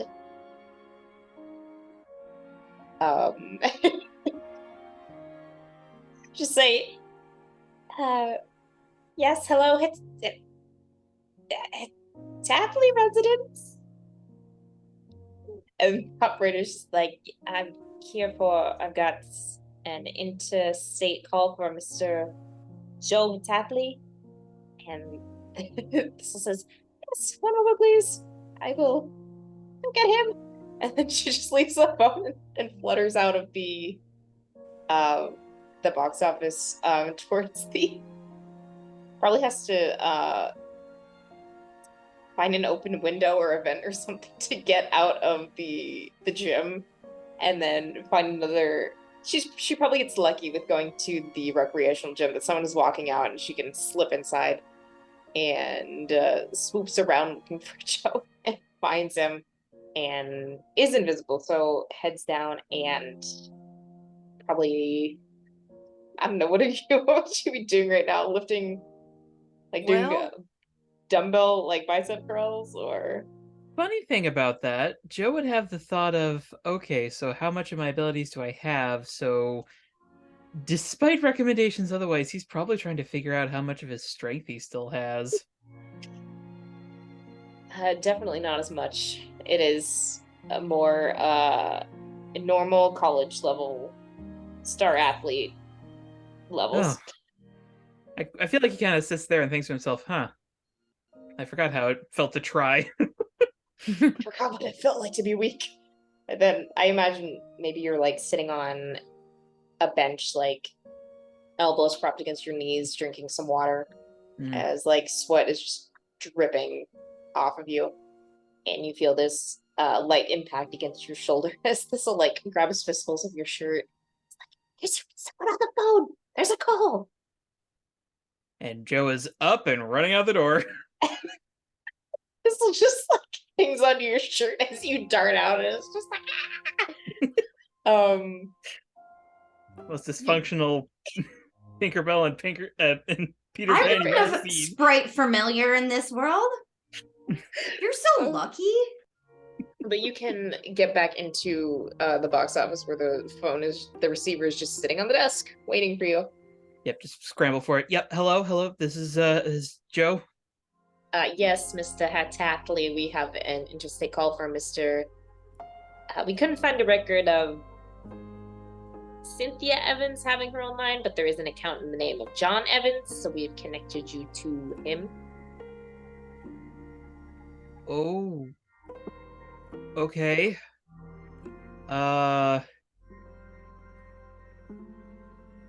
Sure. All right. And I will patch you through. And there's a lot of waiting. A few minutes pass before the actual like dial tone sets in, and then the phone is answered, and a woman on the other line says, Evans residence. Who may I ask is calling? This is this is Mr. Hataffley. I was looking to speak with Cynthia. She is actually out at the moment. Can I take a message for you, or would you like me to have her request a call back?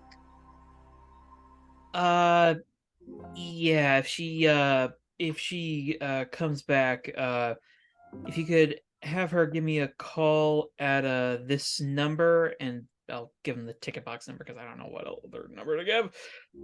It's an era before cell phones. Yep. And the woman says, all right, Mr. Tatley, I got the number, and once Cynthia returns, I will let her know that you tried to give her a call. Okay, thank you. No, hang up, and Joe immediately is just like,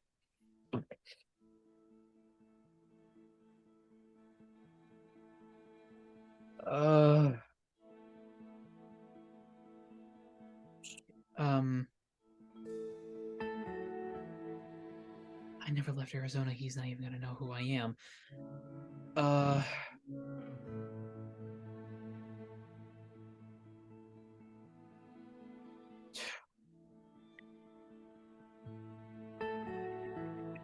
Think.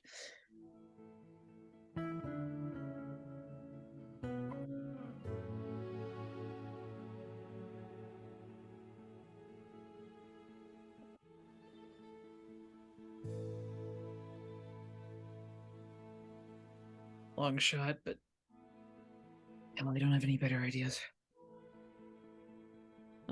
Once again, connecting to an operator. Okay. And I am going to ask to get a call through to one Tony DeMarco. Okay. Same process as before. They will work on setting up an interstate line for you, and we'll give you a call back at this number when they have one ready to go. Yeah, this time around, Joe just like takes a seat next to the phone.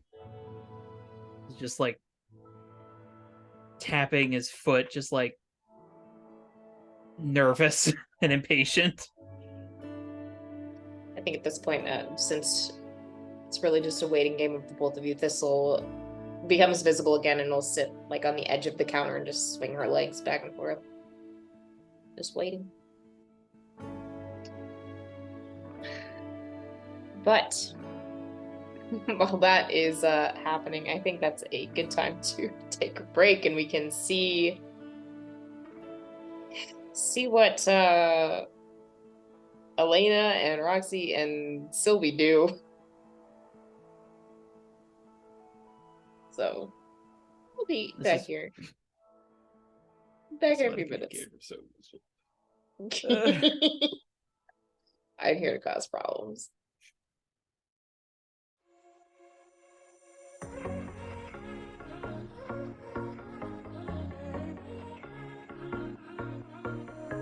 Hey, this might come out as total madness, but just wait.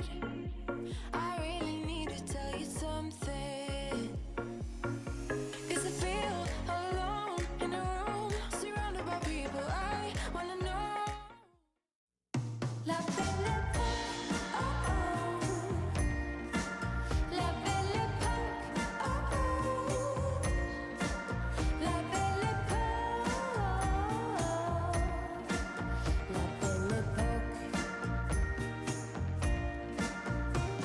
Pour me champagne, love me insane. Flowers and chocolate in a color that matches my bonnet. Oh no, it's not a test, only the best. Belle époque, oh oh. La belle époque, oh oh. La belle époque, la belle époque.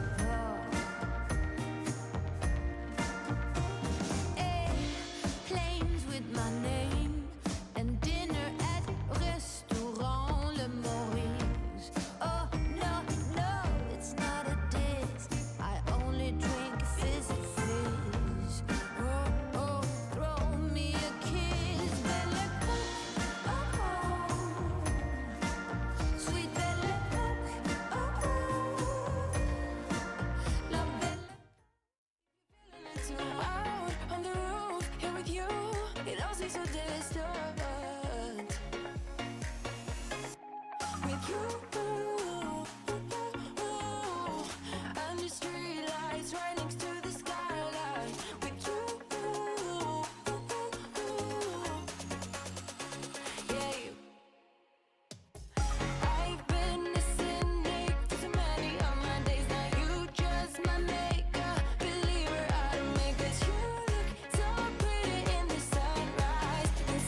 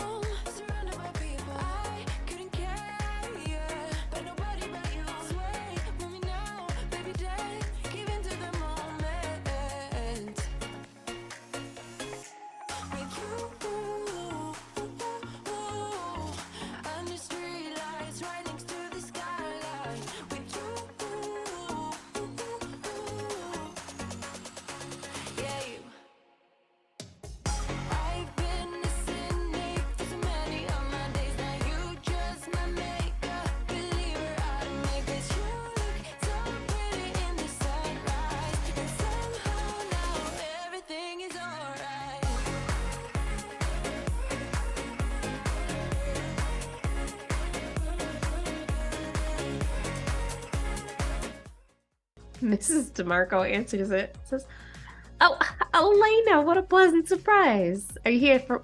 Roxy's not here if you're looking for her." She is at work, but she said something about baking cookies for everybody, and I figured it was just easier if I dropped off this recipe, and I don't remember what everybody else said, but I'm assuming they will get recipes to you. Or Roxy will. Sure. And she'll take the recipe and look over it. And like, oh, this is quite fancy. I didn't know I was going to be making cookies for everyone, but I can get behind that. I do enjoy some bacon. This will be a nice experiment. Oh, will you need help? I make these every year for Christmas. I can help you. I always welcome a set of hands at the kitchen, so I would love to do some baking with you, Elena. Like, as soon as Also, she's I'm at not it- gonna do that thing where you guys smack each other on the butts. That's not for me. I'm gonna be perfectly honest. I think a lot of the guys are gonna make excuses to do that with you. That will be very unfortunate for them. Yeah. That'll be very unfortunate for them. I think I just made Maria spit take a bit there. What's that mean? That's like somebody call an ambulance, but not for me. Somehow their beds ended up on the roof of the school and nobody knows how that happened. Like them and their whole bed are just on the roof of the school. Every time that Grandpa Les tries to talk to me, I feel the need to leave.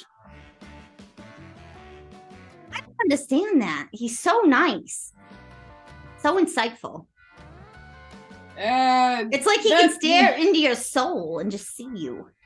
You know? Yeah, I don't like that. Oh. Why not? I like to feel seen. There's I shit like in the my sensation soul of- I don't think people should see or want to see. Oh, okay. Demons. It's Jim. Jim. Don't look at them. Those are my private demons. Those are my emotional support demons, okay? Stop fighting my demons. We're on the same side. Well, I mean, first of all, who are you going on a date with? Cynthia and Elena. Both of them? Yeah. Yes. At the same time? I Yes. was literally about to say.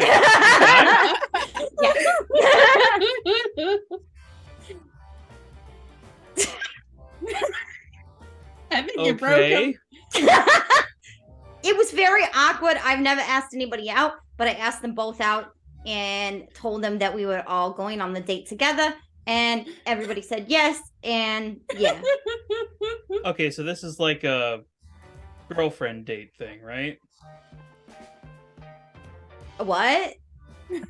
You know, about like girls will go off and do their own thing. No, sometimes. no. This is a romantic date. Like, I want to kiss both of them. And you ask them at the same time? Yeah.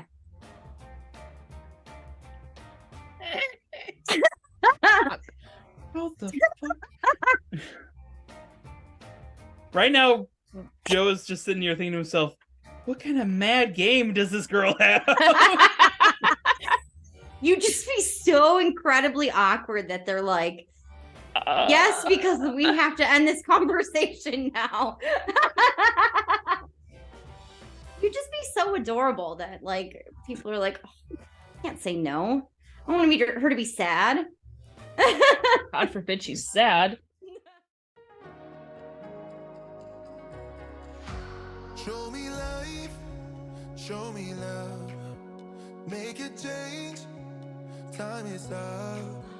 We can wait for better days, but the days won't come. Show me life, show me love, show me life, show me love, make a change, time is up. We can wait for better days, but the days won't come. Show me life, show me love, this is all we got. Show me life, show me love, This is all we got. Show me love.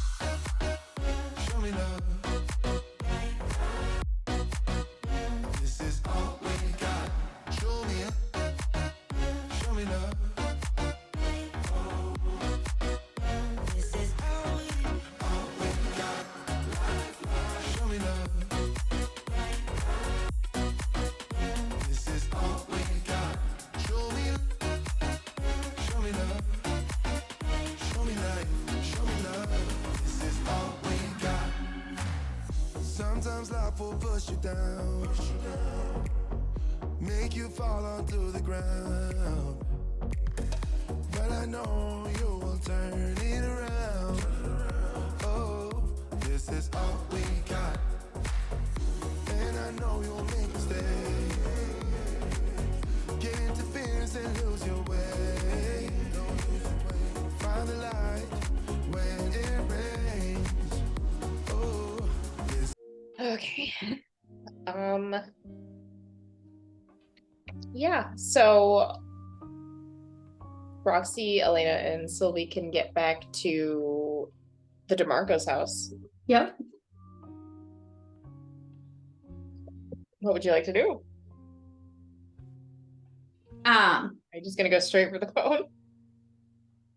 Well, yeah, we should try to call. Well, we should check. I'll check with my ma to see if anybody's called for us, and then we can they have phone books, right? Like we can. Yep. Okay. So then we can look up the clinic and call the clinic. Yeah, I'll start with the phone book, look up the clinic, and then. Okay, I'll ask Ma if anybody left any messages for us. Ma? Yeah. Did anybody call for me while I was out? No, were you expecting a call? Yeah, a friend Cynthia was maybe gonna call, but maybe she didn't get the message I left with her dad yet. Her mom. I don't remember who we left the message with. Okay, well, no one's called yet, but if you gotta leave again, we can keep an ear out. Well, we gotta make a few calls before we leave. But yeah, is there a car I can borrow? I think at this point she comes around the corner and sees Elena and Sylvie, and what's a little confused is like, oh, hello, I don't think we've met before. I'm Mrs. DeMarco, and you two are? Slight question. Does the house smell like Italian food like it normally does? Oh, yeah. Okay, so it does, like, Some it things seems have like not changed. Okay, yes. Okay. Okay, Roxy's life is the most normal of any of yours. well, the cars changed, so I wasn't entirely sure. We're still Italian. Hello. I am Hi. Elena. We go to school with Roxy. This Yeah, is Sylvia. Hi, Yeah. nice to meet you two. Are you two also studying sports management? Roxy tries not to choke. Elena just not. Not quite. I'm studying physics and humanities. That's a nice, like, diverse set of classes you must be taking. That sounds real interesting. Yeah. Yeah. We're also on the cheer team. Yeah. They cheer at my games. Yeah.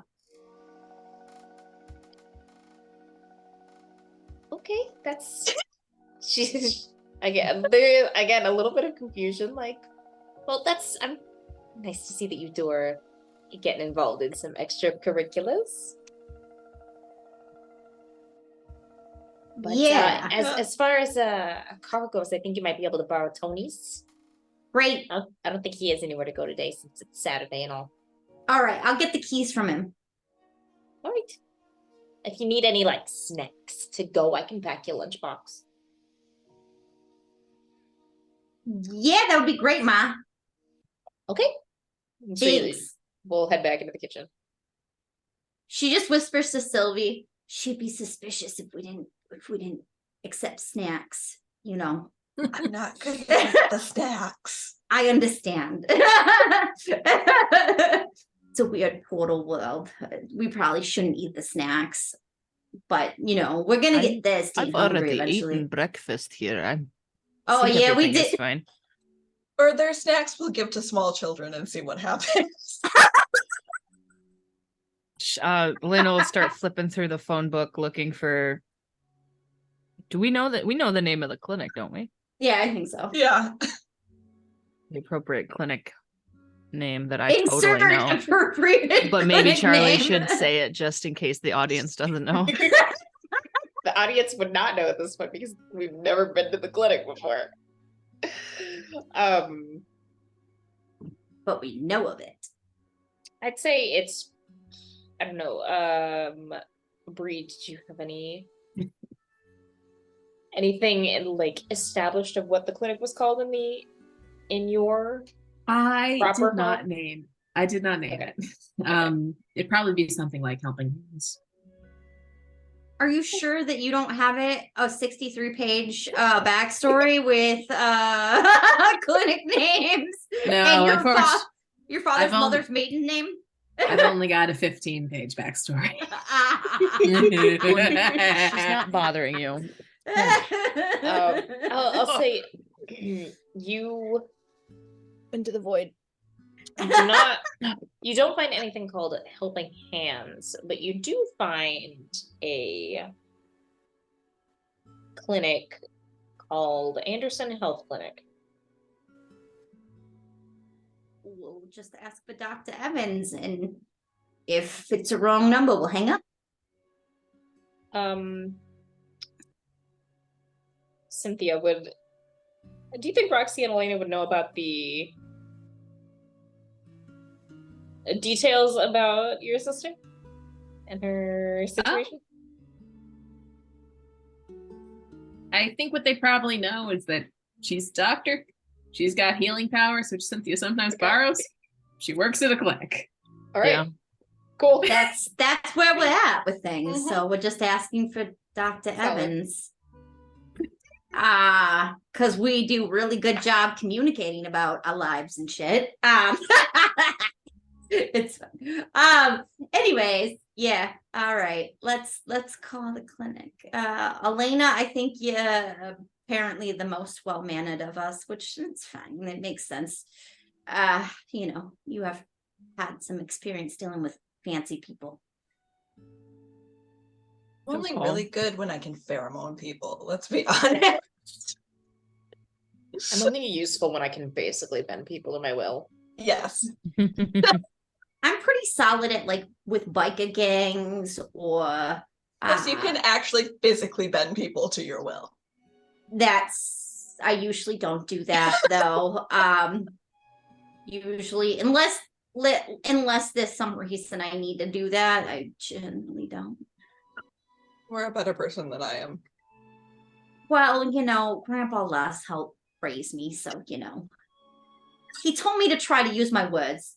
On hearing Grandpa best. Les, I feel like Sylvie realizes who's how she's And she's like, wait, is he here?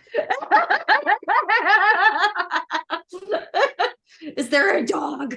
Where's the dog? The old man follows. Their dog named Gus. Oh shit. Shit. But yeah, Elena can call this clinic. The phone rings and eventually a woman answers and says, Anderson Health Clinic, how can I help you? Yeah, I'm looking for a Dr. Evans, please.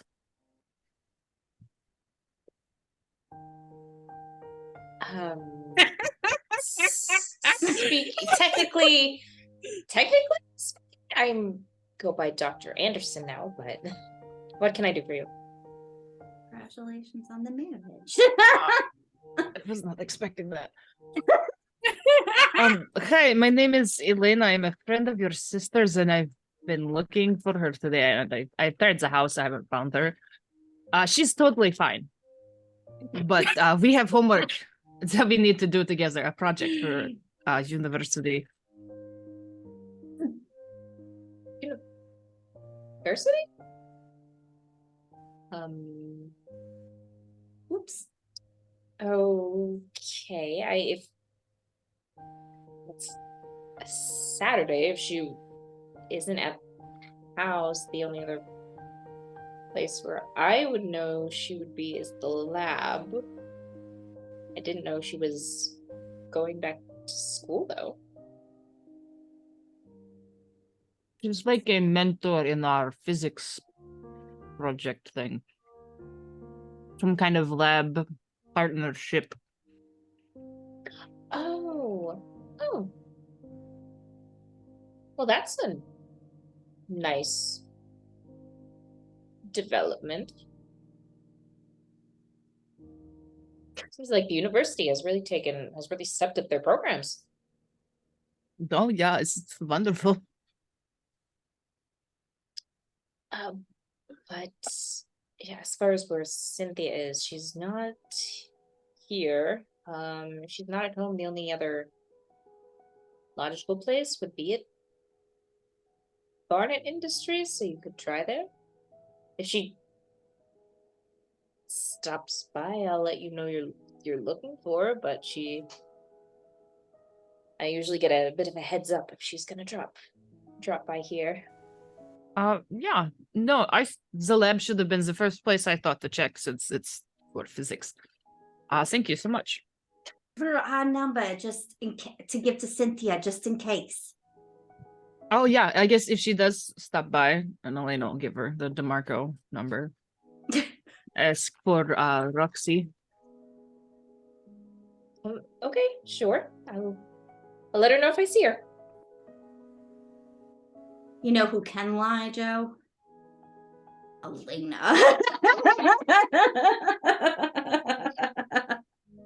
And then she'll say, if there's nothing else you needed. No, thank you so much for your help. She has healing powers. Roxy says a little too loud in the background. Oh, Click. okay. That's a no. She might just be doctor. Maybe. All right. Well, On the bright side, we know that this universe Cynthia Evans also work at Barnett Industries. I'm pretty sure I remember at that party, her boss was named Catherine. Gonna go great. Yeah, that's probably You her can boss tell now. imaginary Hecate the color or what blue tastes like. Blue. That will never not be funny to me. All right. All right. Well, maybe we could call Barnett Industries and see if we can get a hold of Cynthia there. You If could just not- go over there. Yeah, that's true. Let's go get my keys from Tony. Hey, I wonder if Tony will have a crush on Sylvie in this world.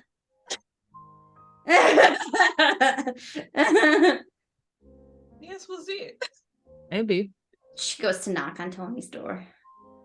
The room that was his when they lived there. Yeah, from inside you just hear Tony's voice say, "Yeah, what is it?" Can I borrow your car? Ma said I could borrow your car. Where's your keys at? Mom said it's my turn on the Xbox. I guess. I mean, I don't really need it today. What you need it for? I'm going out with the gals. We can't go to Arizona. All of them? No, just Sylvie and Elena. What do you mean, all of them? I think the door opens and he's standing there and looks over at like Sylvie and Elena and back at you and says, I don't recognize these two. And I mean, all of them like the rugby team. What do you mean all of them like the rugby team? You're usually hanging out with the rugby team. Yeah. As part of your sports management stuff. I'm not on the rugby team? Why the fuck not? Because you don't play and manage the team at the same time? Why not? Because that's not how it usually works. I feel like that's just underachieving. I'm really disappointed in myself. Anyways, this is okay. Sylvie. Waits to see a reaction. Just like Nice. it's awkward, like she like Nice to imagine meet her ya. and Elena watching. All right. And this is Elena. Sylvie, do the thing. Hello. Sylvie's gonna try and pheromone now. She just wants to see what happens. Also, it makes me I think laugh when Tony's just like nodding along. And just keeps nodding along. Like, well, They're nice to meet you. they're cheerleaders. Great. Cool. All right. My keys are in the bowl by the door. Can you remind me which keys they are? Just for no particular reason. It's like, okay, all right. And we'll like walk past you down the hallway back Subtle. towards the front door and walks over to the bowl and says, bowl with the keys in case you forgot. And reaches in and picks up a set of keys. My keys and my keys. Thanks. Tony, can I ask you something weird? Do you want to know what car I drive? Well, now that you mention it, yes. So forgetful lately. I must have hit my head on something. Anyways, Maybe you should see a doctor for that. Yeah, no, we just called Dr. Anderson. We're gonna go right out that way. Or should you be driving? Can either of you two drive? I think one of you should I'll be drive. It'll be Good. Elena, I imagine Elena and Roxy look slightly concerned. Maybe and then they're like should lie down in the back. Do you need should we send you with a bucket? Are you like feeling nauseous? No, but I was gonna ask you about like what do you think about superpowers?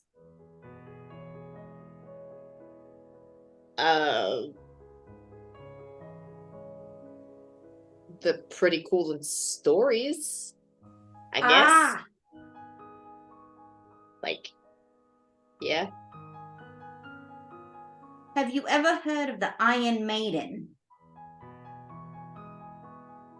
Like the torture device? No, like the band. No, I'm just kidding. Well, that wouldn't be a great band name. It would be a good band name. I'm just saying.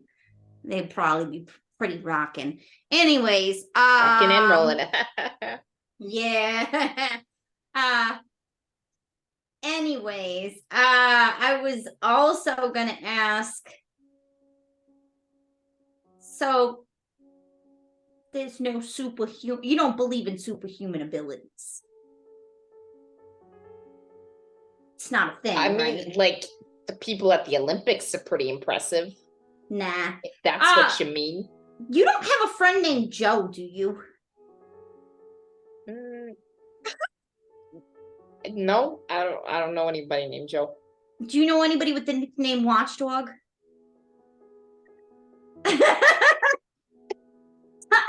So he's right here. Like, is that supposed to be a synonym for the police? Yeah. It's the new name of the neighborhood watch. I mean, I'm not really involved with any of those, any kappas. All right. Well, you don't know anybody named, you don't know a pretty girl with like really like mocha skin and like her hair is like really big and she's got these awesome glasses. And her dad's like a preacher or something. You don't know anybody named Henry, do you? I mean, I know a Henry, but he doesn't match that description. Oh, okay. I was just sort of hoping that Tony was dating Henry in this world. Because it was funny. All right. Anyways. All right, my bad. I thought that. Sorry, say that again. Joe breaks the no killing rule. Joe just like it's Joe's turn reality. to rip open a portal in reality and like appears next to Roxy. I'm sorry. What And the just fuck starts did you just joking say? her. What the fuck did you just say? All right. Well, anyways, we're gonna go shopping. That's what we do in this world. Whatever. We're going to the doctor, and then we're gonna go to shopping. All right. Thanks. Great. Which car is yours again? Silver one. The silver. Yep. Right. Sylvie, you're driving, right? Love you. I promise Nothing your cars are bad the is gonna greatest happen. sound. Terrible idea. Anyways, thanks. See ya later. Yeah. Bisexual finger guns. I just hear Mama DeMarco. Wait, snacks! Oh yeah. She comes around the corner. Snacks. She has a nice big lunchbox filled with snacks. Thanks, Ma. Gives her a kiss on the cheek. Oh. Enjoy those. Love ya. Love you, Tony. See you later. Yeah, see you, Roxy.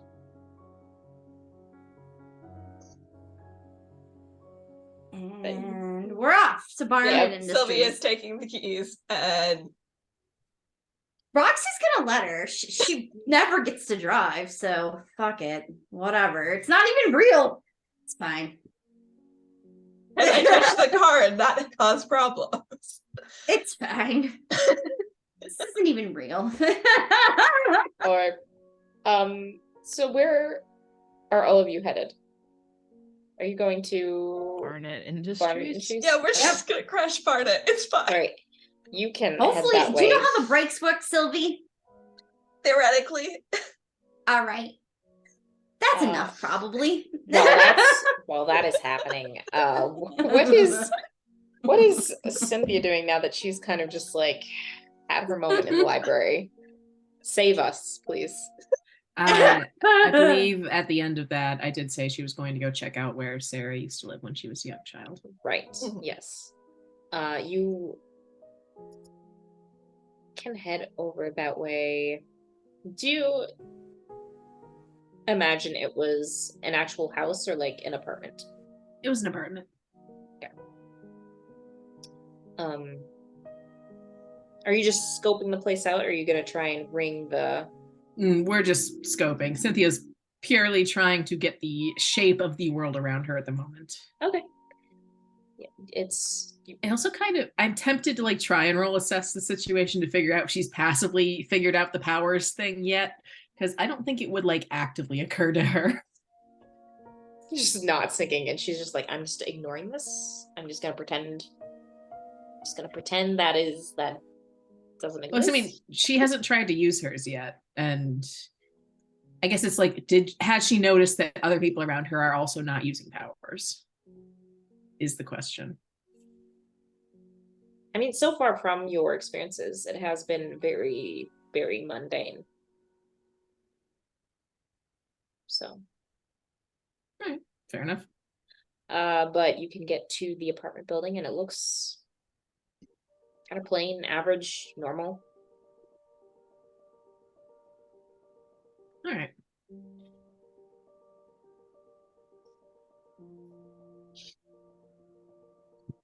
Just because she might try to do this, I'm gonna try to levitate through telekinesis. See if we can get a view in the windows. You attempt to do this, and nothing happens. Shit.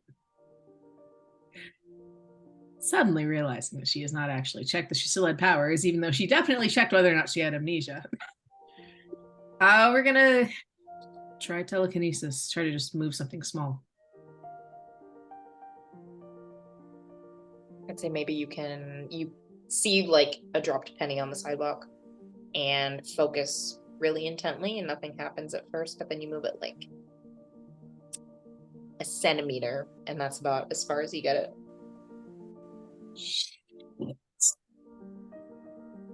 Thinks about it. Thinks about having not actually seen anybody with powers, then thinks about what she read in the history of Halcyon, realizes her first assumption was incorrect. It's like, shit.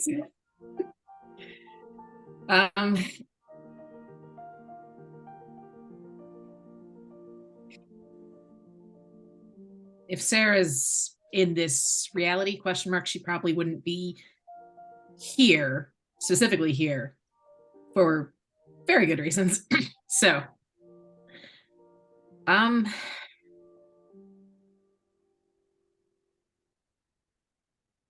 if she's gonna, I guess, having finished her reconnaissance mission, gonna go see if anyone has managed to find a phone and put a call in at her place. At her parents' house? Or Yeah, I think she'd probably, out of a sense of desperation, see if the penthouse exists first, and then like try calling it, or just doing a walk by. Walk by. The building is still there.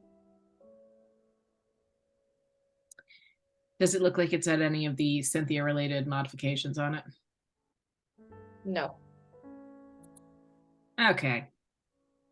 Internally and very quietly swearing.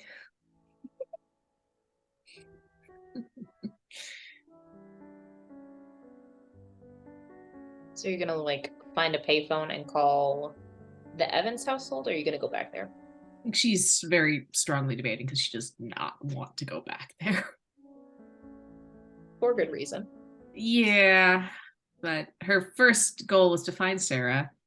Sarah's not around, apparently. Sarah's still missing. She could go try to talk to Hecate, but given that there are no powers, Hecate has no reasons to be Hecate. So she doesn't even know if she knows Catherine. So given what she has and what she's working with, and not knowing if anybody else is... Actually, to be fair, given that it's her, she probably would not go. She'd probably like legit check at Roxy's place or Elena's place first. She does not want to go back there. Okay. She would rather chance seeing Grandpa less than her own father. Which sad but true. Which household do you think she'd go to first? Well, if there's no powers, she's assuming Elena's probably still in Germany, so she'd probably check Roxy's place. It's a logical deduction. You head back there, and I feel like we get this imagery of Roxy, Sylvie, and Elena piling into a cart and then pulling off, driving down the street as Cynthia turns the corner and begins approaching the household. So just barely miss each other, but you can get to the DeMarco household. I imagine that Roxy's like, no, you have to like let the clutch go. Like she's trying to. She's literally backseat driving. She's like literally like doing like she's shifting gears. She's like, well, you Sylvie's just steer, like, I'll do this. Press the gas, the gas, the other one. We never let Sylvie drive, so she's got to learn someday, right? Why not now? Okay. But yeah, Cynthia, you can approach the DeMarco household. It looks, at least on the outside, the same. Okay, I am gonna go to the front and knock. Okay. He like still just like dazed by what is going on. I don't imagine Tony actually like left the front door, so he's just like, what now? And like turns and opens it, and it's like, can I help you? Yeah, I'm looking for Roxy DeMarco if she's home. You actually just missed. She left with some friends. Are you also do you know where they someone were from going? university? Yeah, we're in the same class. Great. I think they said something about going to a health clinic because Roxy like hit her head or something. So Okay. It's a place to start. Thank you.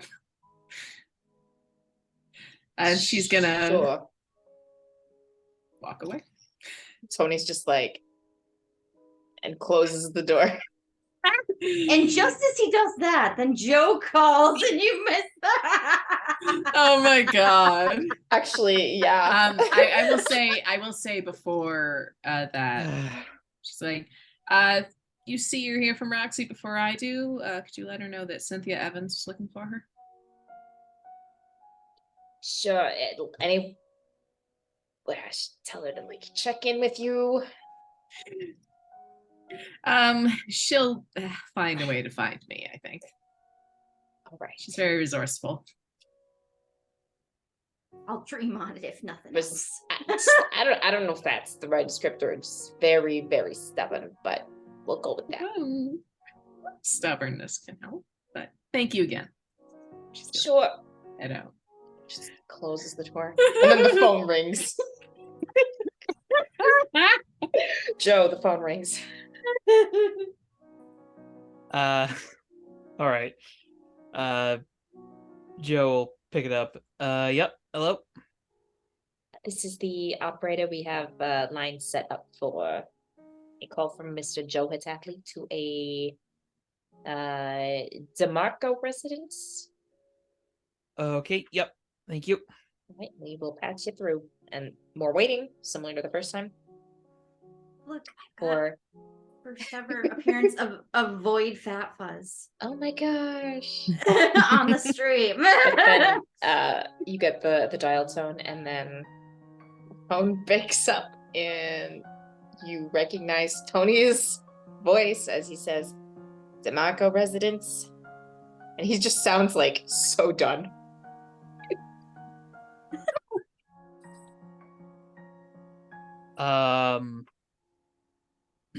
Is this Mr.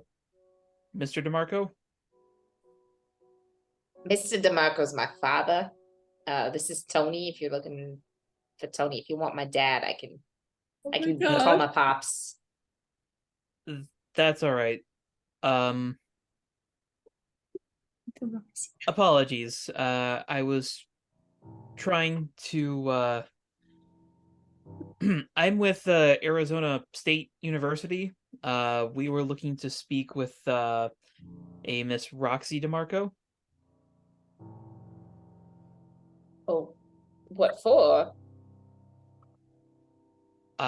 We have heard of her performance on the team and would be interested in recruiting her if she's interested. She's I mean, do you mean for like sports management? Yes. I mean, she's still got like 2 more years. Do you want it for Before- like the academic program or like actual management?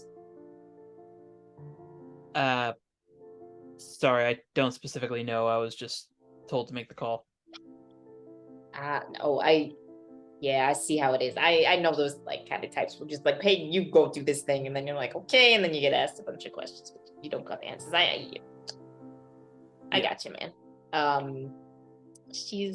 Roxy's not here right now, so I guess I could take a message or.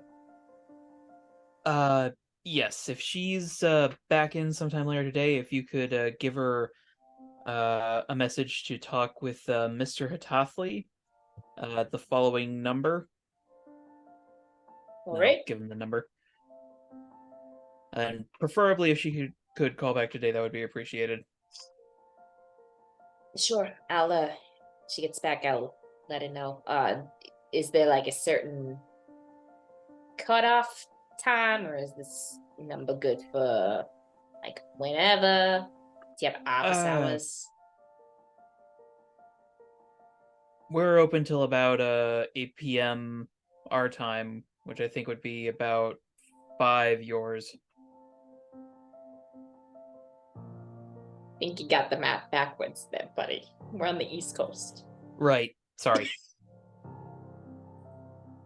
So I suppose anytime this evening would be good. All right. I'll let her know. Have a good day. Sure, man. And then he hangs up, and Tony's just like, what the fuck is going on? Meanwhile, in Arizona. Well, it was better improvised, yeah?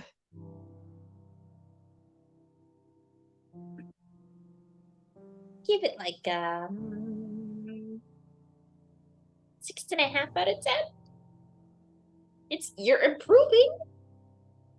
Alright. Okay. So you reach Cynthia. Tony doesn't know who I am. And Roxy's in the wind. If it's even her. Oh God.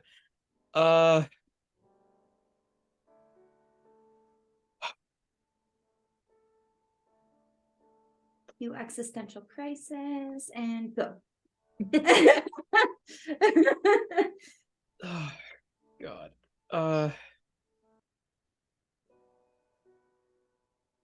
You got any ideas?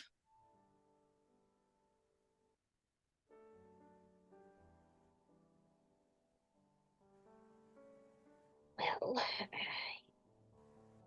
I could try heading out to Halcyon, but I don't know if that'll get us answers any faster unless you want to come. But then we're sort of leaving the phone aspect of things unmonitored. So Until I know what the hell's going on, I don't want to wander too far, I don't think. For all I know, we go 5 miles out of here and the world just disappears. if you want me to go check, I can, but I don't know how comfortable you are being left alone.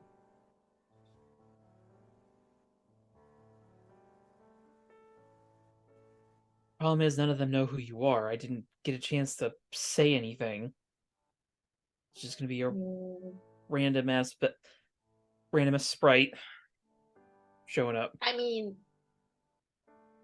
Sylvie would probably know of Sylvie would know of my kind at least, so that would be a. Oh God, where the hell even is she? Ugh. I swear. Oh God, if that bike finds me while I'm like this, okay. Cue to the camera zoning in on Joe's bedroom window with the Mickey, and like behind the Mickey Mouse, like the silhouette of antlers. Like No, I just imagine it's nighttime and he was pulling off of campus in his pickup and his headlights just swerve over, and then you see the outline of a deer, and then it turns and the reflective eyes are just. And it's the beaming at biggest Joe. damn deer you ever saw. And then it Which starts aren't even out running. here. Then it starts running towards They you, don't even make them this big in Arizona. and then its antlers start to grow, and then a second mouth opens. And Jeez. it's got human teeth. Okay. And then there's leather lemons coming off the antlers. Let's see. There's got to be a atlas around here somewhere. I don't suppose there's a possibility I could find like a map of America or something in here. Because I'm guessing Thistle has no clue how to actually navigate to Halcyon. I will say there is There's probably not a map in the office. I feel like it would be fairly commonplace to keep a road map in your car, though. So you probably at least have a state map of Arizona in your truck. It's not enough. Okay, do you know how to get to New Jersey from here? Roughly. You said it might take you a day to get there. If you get lost, I feel like it's gonna be more than that. Well, the good thing about being a sprite is that I can turn invisible. So if I need to suss out some information, no one's gonna be well, they might ask questions, but they won't know who to ask those questions to. They might just think they need to like go lay down and take a nap. But Yeah. I also have the benefit of hitching rides where I need them. So, do you want to keep sitting and waiting, or do you want to take a bit of a gamble?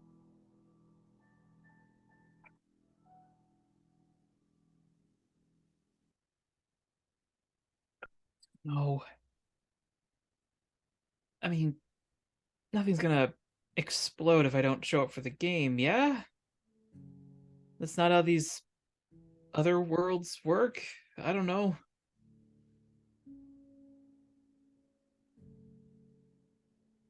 I don't exactly know the very nature of this one, so who can say? I might be able to figure it out with time, but might need more than a few hours. We'd have to leave the phone. I think the biggest thing that you're going to have to decide is whether or not you're okay with getting really good at lying or handling a lot of uncomfortable questions. Yeah, fair point. I mean, we could stay here and sit next to the phone and you could skip the game.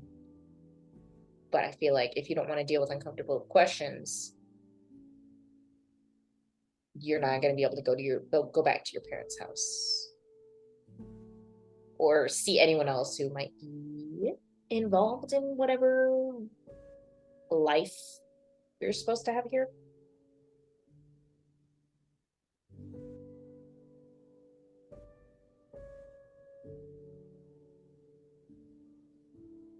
Joe just kind of like looks a little somber and just sort of looks out the window.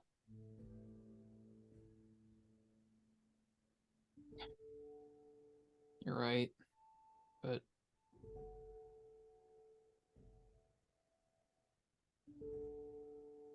do fairies or sprites, I guess, have parents?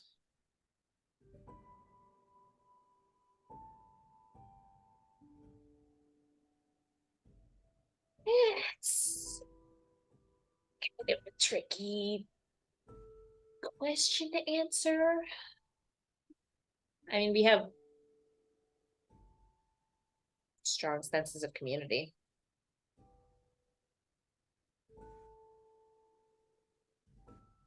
Let's try this then. You ever lose somebody you care about?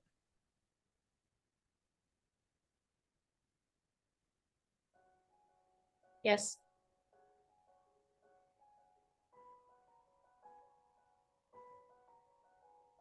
And how'd you feel if you suddenly got him back?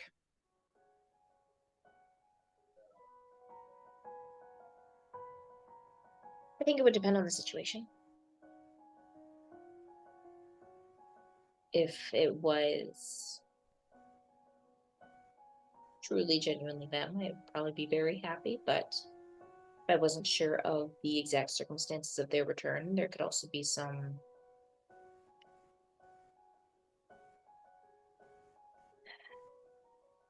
possibly bad or nefarious things going on.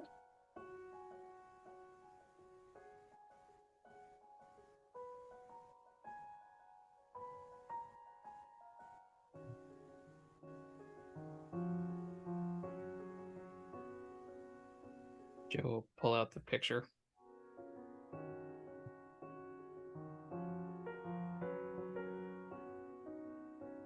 You're right. We should leave.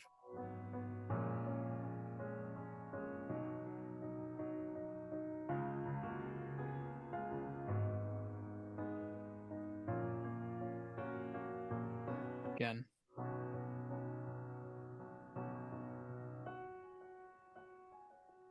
Oh, this sucks. Well, if it's any sort of consolation, I guess. We still don't know a lot about wherever we are.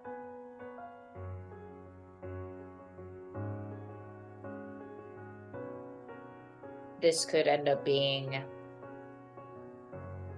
a trap made by someone. It could end up not being real. So whatever you're getting back might be hollow and meaningless, but you also have to think about if you stay here, what else are you giving up to have it back?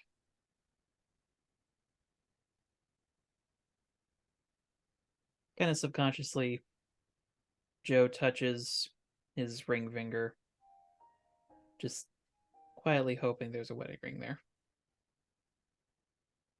No.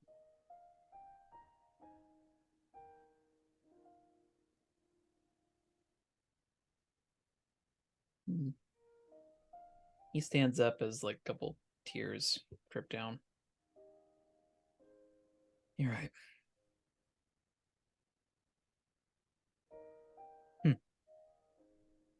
He kind of looks at the map of Arizona again. We'll leave, but you want to see something cool before we leave?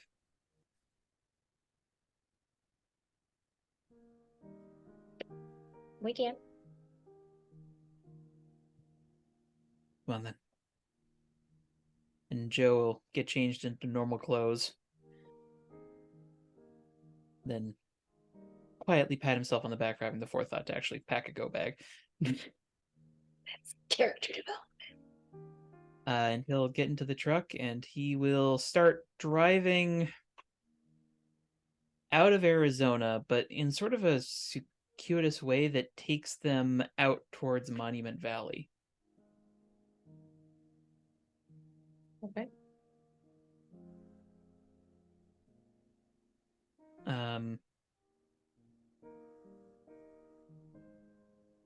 At approximately how long do you think it would take us to get there?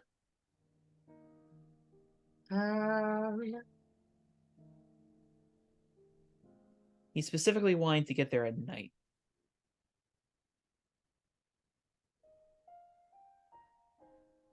Let me think. Checking actual map of Arizona? Yeah, let me see. I need a map. Give me a map.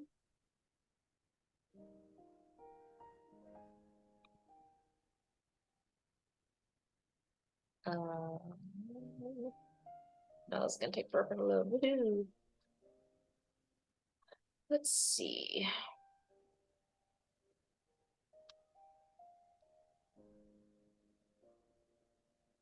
Yeah, load faster. You want me to check on it? I think my connection might be a bit quicker. Let me see. I think I need to check.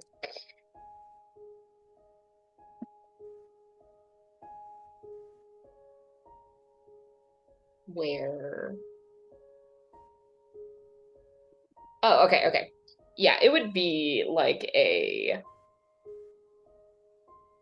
5.5 to 6.5 hour drive, considering where Arizona State is roughly located. So Okay. you could probably make, considering you were sitting around for a few hours making phone calls and waiting for phone calls, and I imagine you could probably drive rather leisurely and take some extra stops. You could probably get the timing right where you're getting to the area near sunset or take an extra long break so you don't get there until nighttime.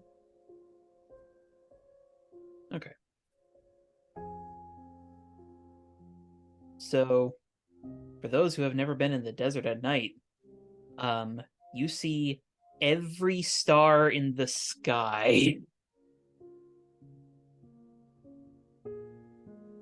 And once we get to Monument Valley, Joe just kind of hops out and sits in the bed in the truck and just stares at the sky. Yeah, I think Thistle flutters out and stands up in the bed first with her head like tilted back, taking it all in and probably spinning in like lazy circles, just trying to see it all before she probably takes up a similar position and just lays down on her back and stares up at the sky.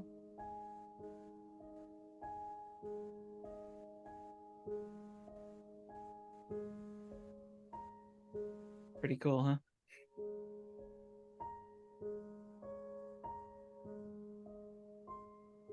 I know you could see stuff like this in a human world.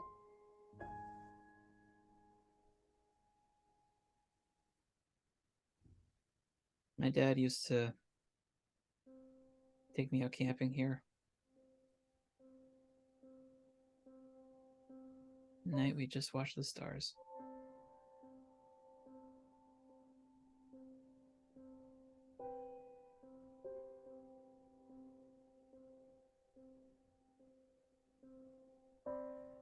It's peaceful.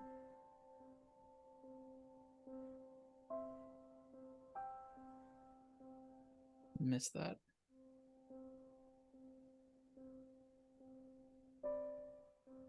I miss him.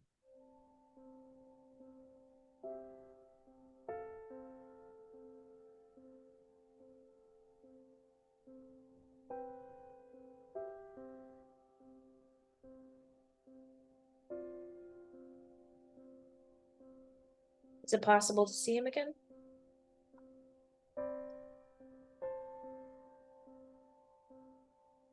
Technically, yeah, but he doesn't wanna. Are you sure? I sent him a letter. He never wrote back. It's been it's been like 18 years. He probably moved on.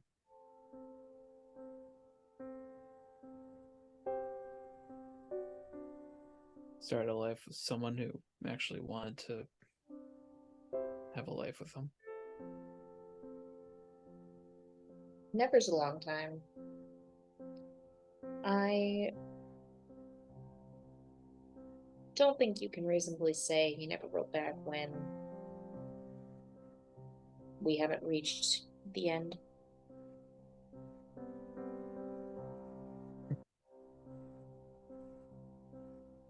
This is one way of looking at it. When did you send this letter?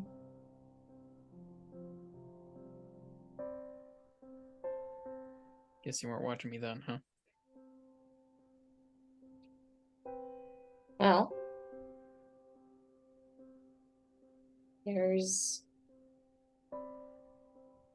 you've written multiple letters. I don't know which letter you're referring to.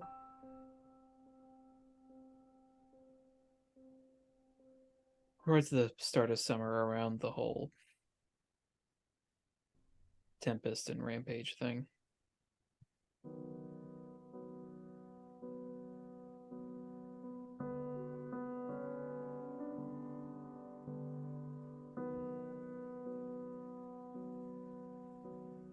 So you're upset because you haven't gotten a response in what, 3 months?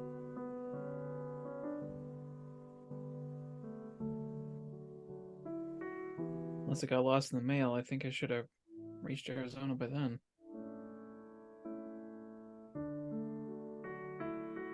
He might not even be in the house anymore. I didn't know where else to send it. Then how can you be absolutely sure he never chose He chose to not write back. Maybe he didn't get it. Maybe it got lost.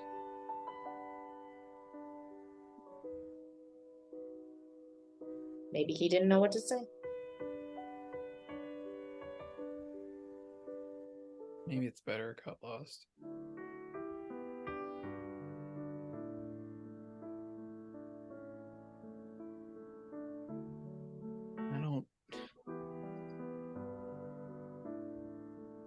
I don't even know why I feel like this. It's been years.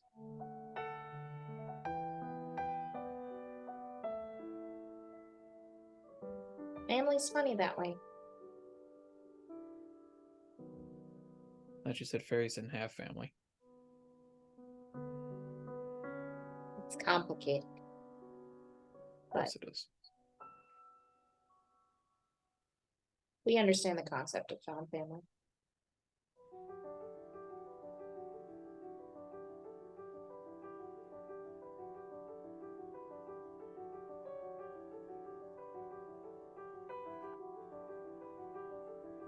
I mean, hell, Sylvie is a perfect example of that one.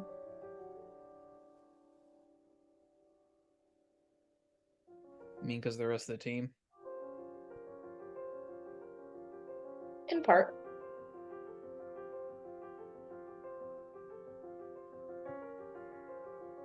What do you mean? Ask Sylvie.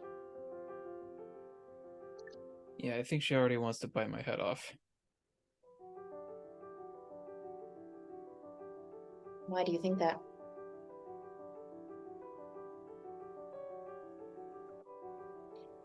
It seemed to be the only one who isn't cool with her whole thing.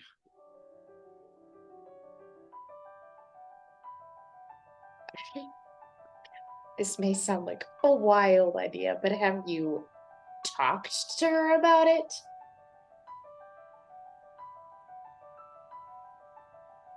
I distinctly remember the whole hullabaloo between you and Roxy. You were there for that? Been here for a lot of things.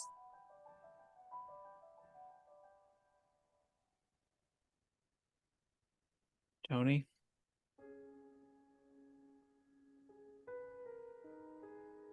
Yeah.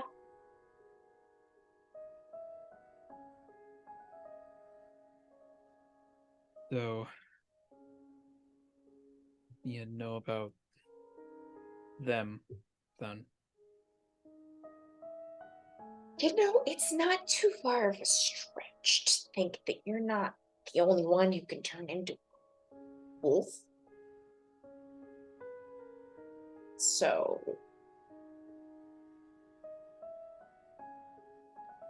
They are pack animals.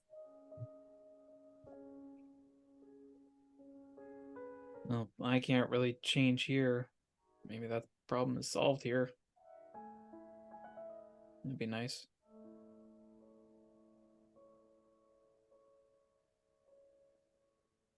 Not have to worry about that hanging over my head.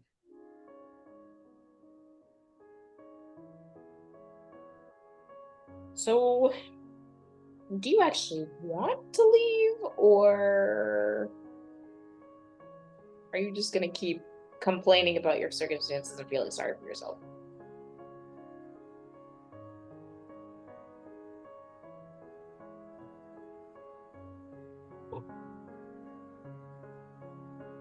I know I need to leave. Why?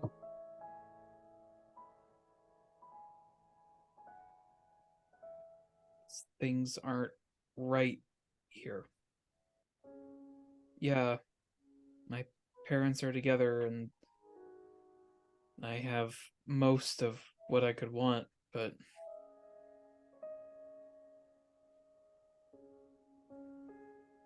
Echo's friend is still in danger. Who the hell they were. God knows what happened to the team. And while a lot of things are great here, I I don't have Henry.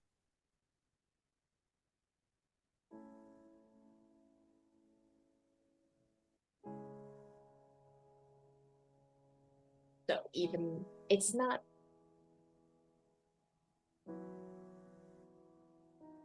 that it's not right or this is wrong. It's that you can't have what you want here.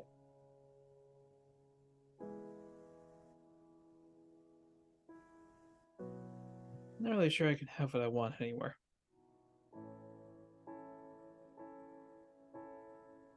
This seems to be the story of my life.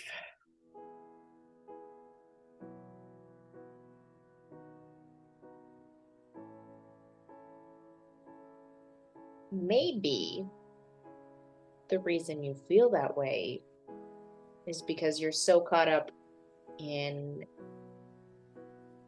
doing what everyone else wants you to do and what their opinions are of you rather than listening to what you really want and following those desires. If you stop caring about what other people say and think and want you to do,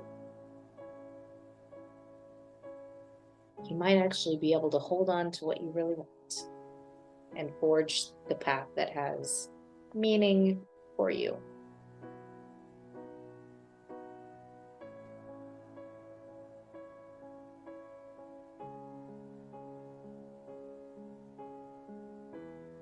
Not that simple.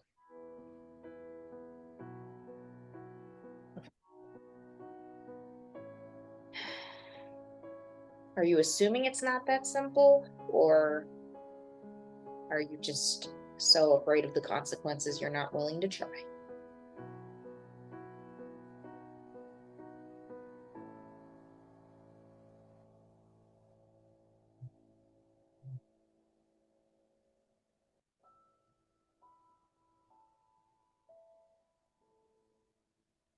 If I tried that,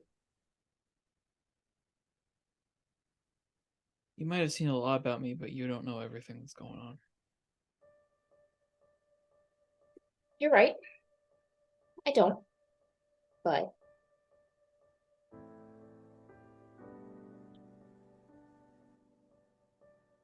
I do know that you are shouldering a lot of responsibility and putting a lot of pressure on yourself.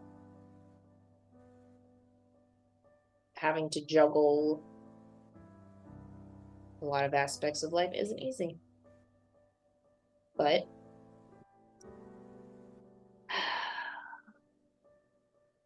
you understand the concept of family and bonds. No one is meant to hold the whole weight of the world on their shoulders. Maybe you just need to lean on the people around you a little bit more.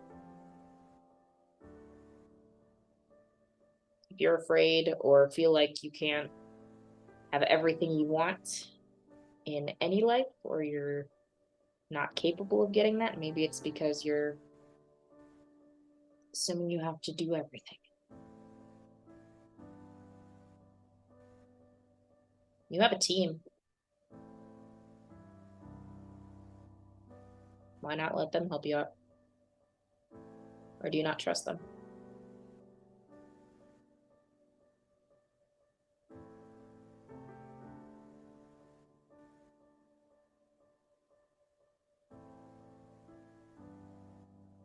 I don't know.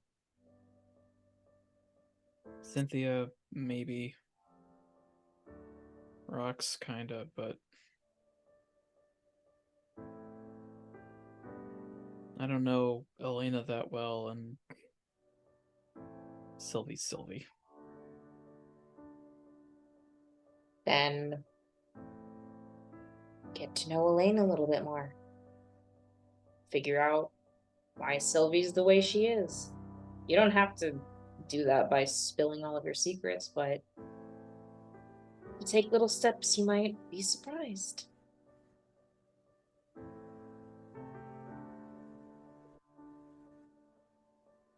You're a hero. You want people to rely on you, right? I want people to be safe.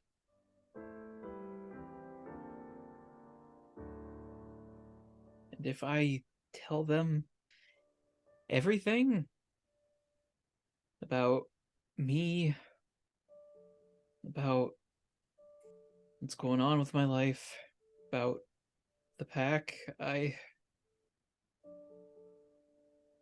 could get them all killed.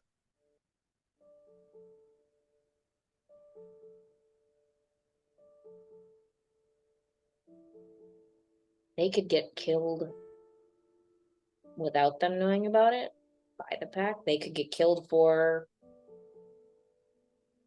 reasons that don't have anything to do with the pack. Everyone on your team is taking a risk by being a hero. But I think maybe you should let them make the decision on whether they want to get involved or not. Because unless you're the one who actively kills them, their blood won't be on your hands. And from what you're telling me, I'm pretty sure you're not out to murder your whole team.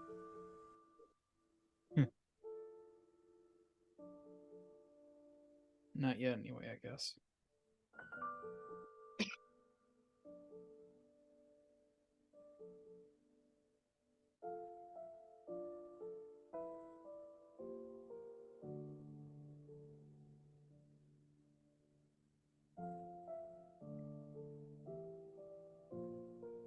This is strikingly familiar to situation with Henry working in Rook Labs. Maybe you should let them have all the information and then they can make their own decisions.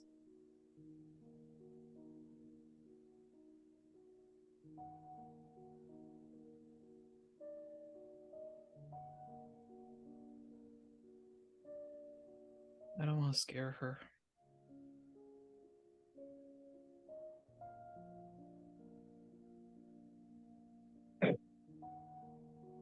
I think she walks over to you and is just staring down at you where you're laying in the truck bed.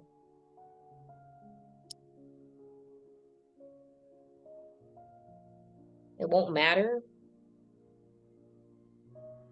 whether she's scared or not if she's dead.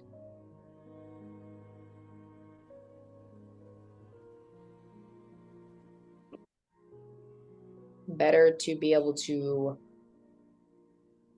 prepare or try to prepare for the worst that can happen than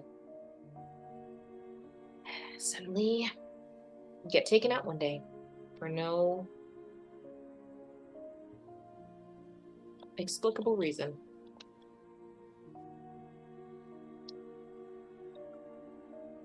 Who knows? Maybe with the help of your team, could find a way to neutralize the threat.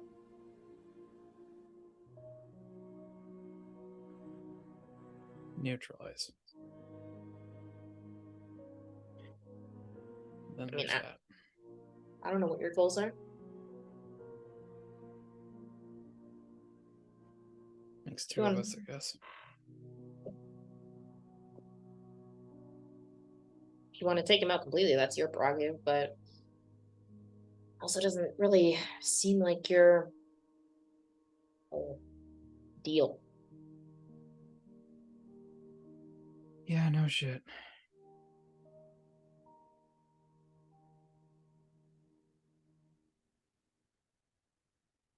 It's more than just trying to get out of this, though. You've only met Tony, but there's others, and they don't deserve what the pack's doing to them.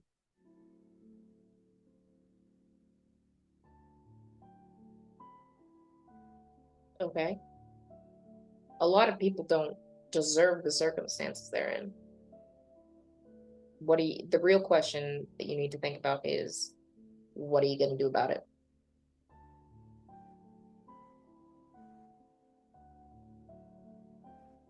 Sit here and mope and complain and say, "What was me? I wish the circumstances can be different." But if you're not going to do anything to try and actively change those circumstances, then the onus of that is on you.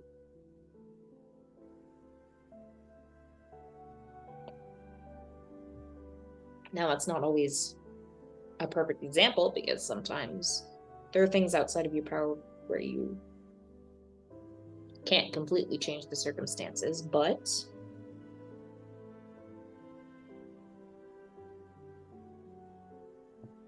you can always try. And from where I'm sitting, I feel like you're letting a lot of potential resources be underutilized.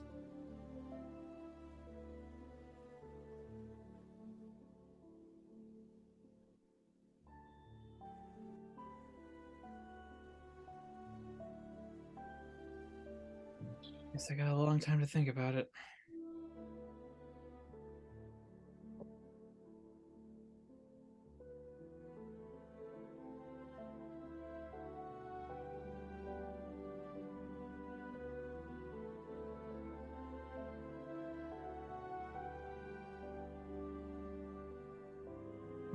So back up, gotta find a motel or something.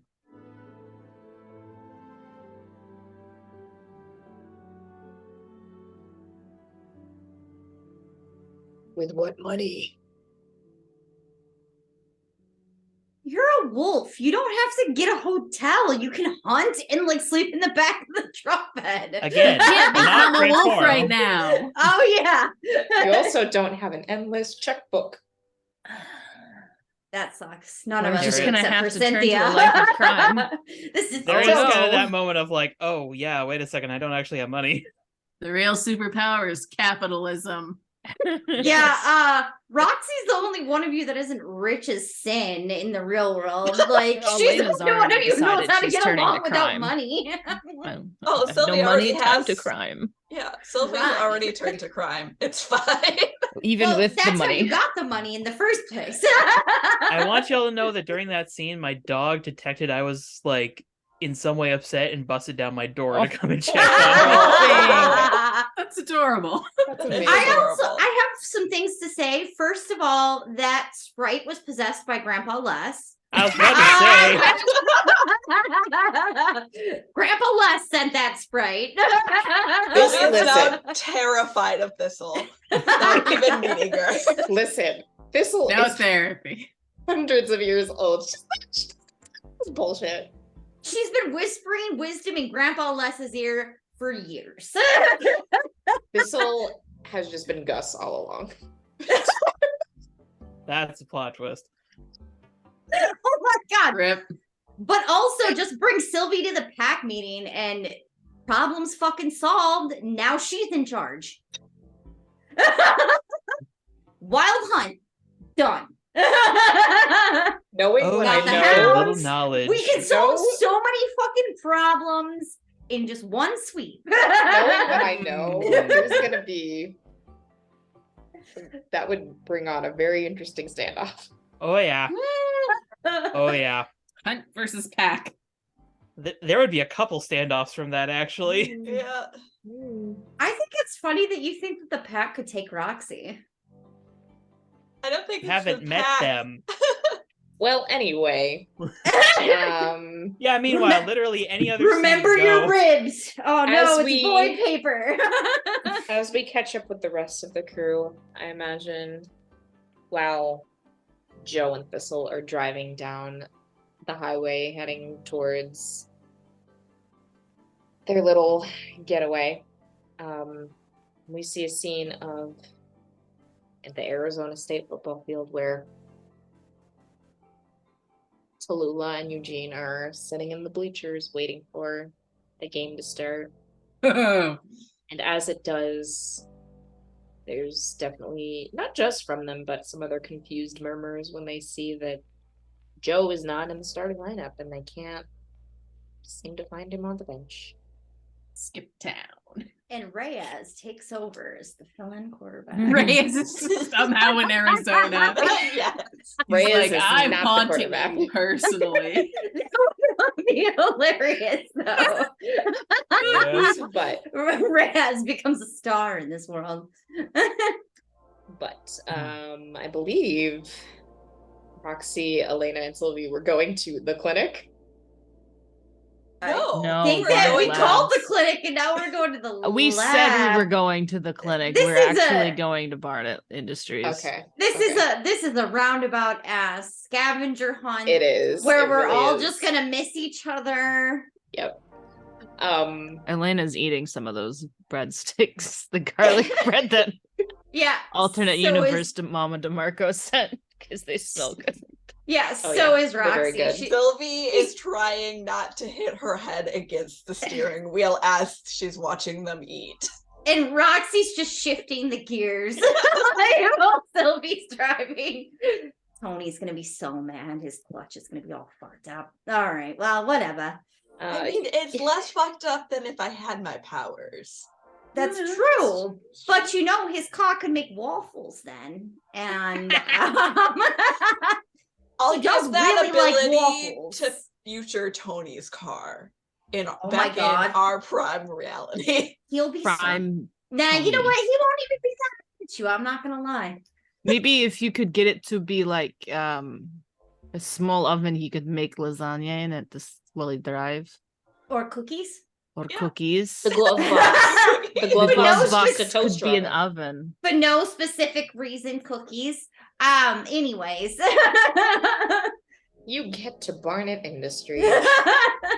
And there's a few cars in the parking lot, but it's pretty empty because not a lot of people are here on a Saturday. Oh shit, I forgot about that. I mean, we Ah, just well. ask. Cynthia's the type to work on a Saturday. I mean, she was before, like, Cynthia works all the time. Prime. pretty much. Cynthia. She's a workaholic. Can we even get in here without clearance? Or... Can't really. Let's just pretend we're new interns. Yeah, Can't really I've tried turn totally pull himself this into one off mouse before. and climb through the window. I don't think we could use the No. pheromone thing either. We're just gonna actually have to lie. Yeah. Are we sure that I can't do strong person stuff? Because maybe I could just like, you know, Try picking up put him the in car. Okay, Roxy's gonna try picking up the car again. Get it maybe like an inch off the ground. That's about it. Before you're just like, ugh, and drop it. This word is boring. She's gonna attempt to pick Sylvie up off the ground. See if that works. Like maybe her strength is just tempered. Like Sylvie did like glitter bomb stuff, so and I has feel like partial abilities, so maybe she could. You can get Sylvie up in your arms, but I imagine like it's like very cartoonish where your knees It's are awkward. shaking really loud, really bad, and you're just like, I can got it, I got it, and then you're just like, okay, I gotta put you down before I drop you. I'm gonna try to jump high. See if that works. I'm just gonna go to the front desk. You Roxy's like hopping. off the ground, yeah. It's just a lot of like exaggerated hops. I could be a basketball player in this world, maybe. Instead of a football player. Elena, That one makes more sense, Elena, because there is ball and basket. Yeah. I think don't you manage the rugby team here though? Yeah, and the rugby team makes sense because it's rugged. Like, you know. There are no bees though. There's Rugby that. is just more dangerous. Do you it's want me to American add bees to football. rugby? I mean, maybe. It might be funny. It depends on who's on the team and if we don't like them. Elena, We should you make can sure none of them are approach- allergic first, though. Because that Approach would the- be bad. you approach the Anyways. front door Yeah. and like push it to go inside, and it actually like rattles it a little bit, like it's locked, but there is a security guard inside who, seeing you trying to enter, does get up and come over to the door and unlocks it and pulls it open a little bit to just like speak to you and says, can I help you with something? We usually don't have visitors on a Saturday. Yeah. we have food delivery for Cynthia Evans. She isn't here right now, hasn't signed in today. Ha! Maybe it was a prank then.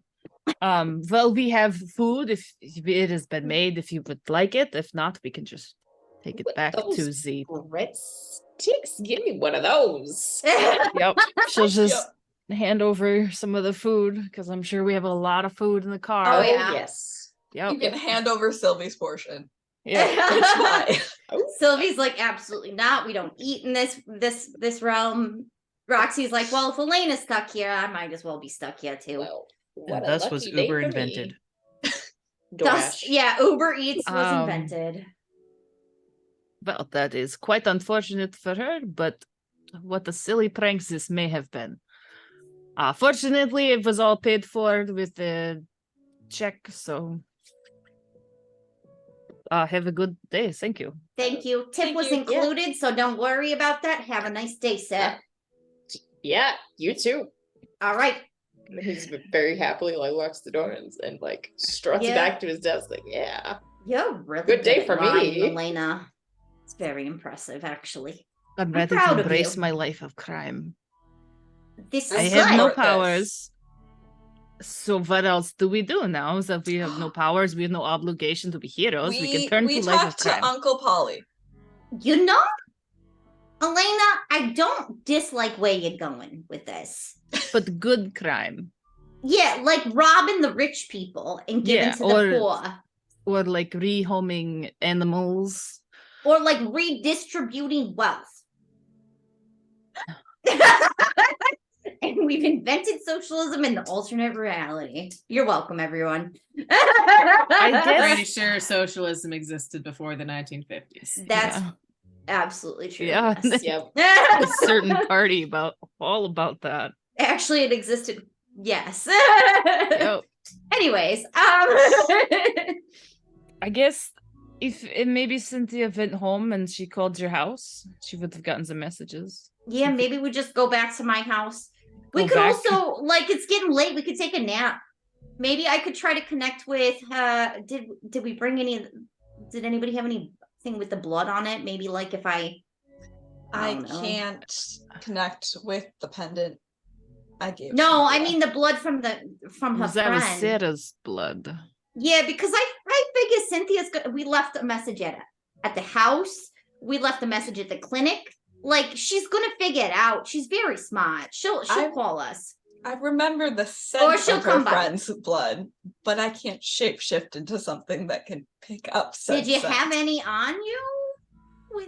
No, we left it all on the museum. Yeah, I didn't that's really okay. Well, touch the scene? maybe if we all just hold hands and we take a nap together.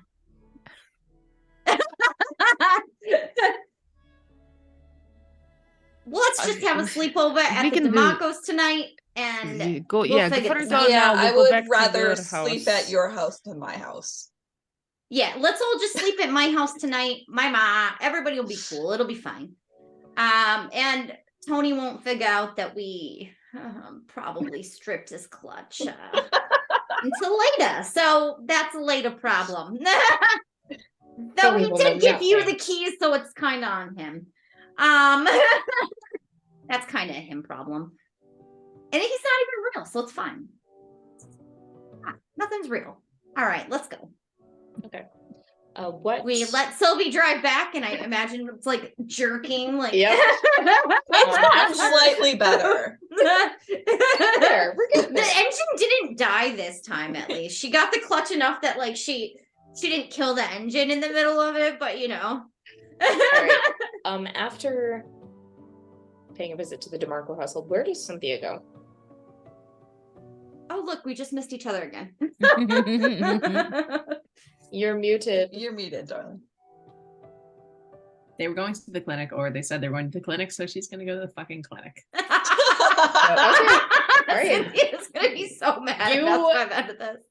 Find. Imagine you head towards where helping hands to be, and instead find Anderson Health Clinic. She's like, ugh. Walks in.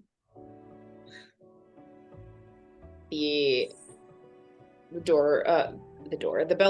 bell above the door jingles as you enter, and I'd say there's probably like a part-time receptionist who works there, and she looks up, and I imagine she'd recognize you from previous and stuff, and say, "Oh, hi! I didn't know you were stopping by, Cynthia." Wasn't planned. Is my sister in at the moment? Yes, I believe she currently has a patient, but if you just want to take a Oh, seat, wait. I can let her know you're here. Sure. Of course. Thank you. Do you want any like water, or coffee to drink? Is there like a sort of water tea service kind of area thing? There's a for the lobby. They have a sort of like some little cups and a jug of water, but they usually keep the coffee in the back for staff only. So if you wanted coffee, they could. All right. bring you out a cup. She's gonna be like, I'll just get some water. Thank you then. Okay. She gets up and will head in the back. Cynthia's gets some water and starts thinking about how to finesse this. Well, a few minutes pass, and the receptionist comes out and says she's just finishing up, so should be out in a few minutes. Thank you. And sure enough, eventually she walks an older man out from the back and has him check out with the receptionist, and she turns towards you and says, "Cynthia, I didn't, it's a pleasant surprise. I actually got a call earlier from some friends of yours. Oh, thank God. I've been trying to find them all day. They gave me the phone number for, I believe it was Roxy you were meant to contact, but Yeah, that sounds about right. if you wanted to use the phone here, you can, or if you, do you need something else?" Would love that, actually. It's... Actually went to Roxy's place earlier looking for her, and they told me that they went to a clinic, so I assumed maybe it was here. Glad I was right. They didn't stop by, I assume, since you didn't see anyone? No, they had not come by. As far as I know, they just gave me a call asking where you were, but didn't Maybe swing I by at all. misheard. It's been a day. Everything okay? Yeah, just trying to track people down. I wish there was a way to just like find where people were, but no. Sounds like the stuff from science fiction novels or something. I read too much of it. Cynthia making assumptions about her in this reality too. But yeah, I would actually really love to use the phone if that's okay. Yeah, sure. You can pop around here behind the desk since we're not too busy. I don't imagine we'll have any urgent calls. So feel free. And then she'll hand you the piece of paper with the phone number that she'd written down on it with like little note underneath saying, "Ask for Roxy." Cynthia's gonna call. We probably at this point, with all the running around that's been going on, I imagine the car is pulling into the driveway as the phone rings in the house, and like Tony's nearby, so he picks it up and he's just like, "Demaco residents." I am so sorry for bothering you again. This is Cynthia. I talked to you earlier. I went to the clinic. Apparently, Roxy left a number with them, and it was this one. Right. I think she might be backhand. Can you like hold the line for? Of course. Alrighty.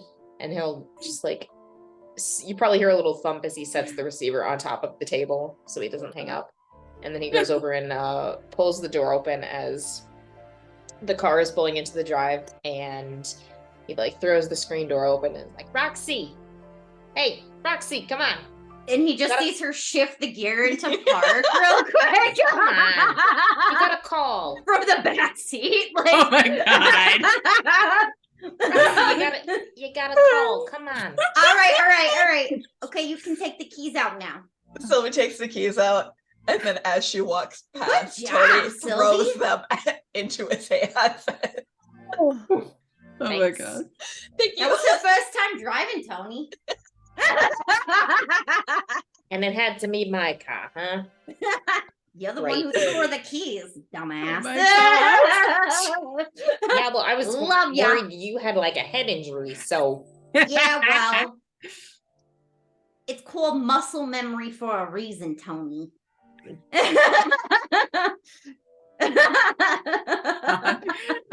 yeah, whatever. Sylvie picks up the phone while these two are arguing. We're doing sibling rivalry in the hallway. Yeah, Cynthia, I just imagine you hear this in the background. Sylvie, what do you say on the phone? It's like, Did he just say phone call? Yeah, he just said Or- phone call because then Roxy started arguing with Sylvie him. just says hello. Can I take Sylvie? a message for Roxy? Oh, Cynthia, yes. Lena's gonna You're- run to the shit. We're here. Now everyone's like just I grabbing mean- around the single receiver. Yo, I Yeah. do not know how happy I am to hear your voice. I tried tracking you down. You don't have the pendant. No, I woke up in fucking pajamas. Same. I Wait, think- what? Wait. Where did you wake up? Because I am very curious. I don't fully know. It was a strange house. I just left. That's valid. I also just left. Current theory. This is a world in which nobody has any sort of powers and that changed the course of reality. I have slight powers. You have slight powers? I can make glitter bombs. I love this for you.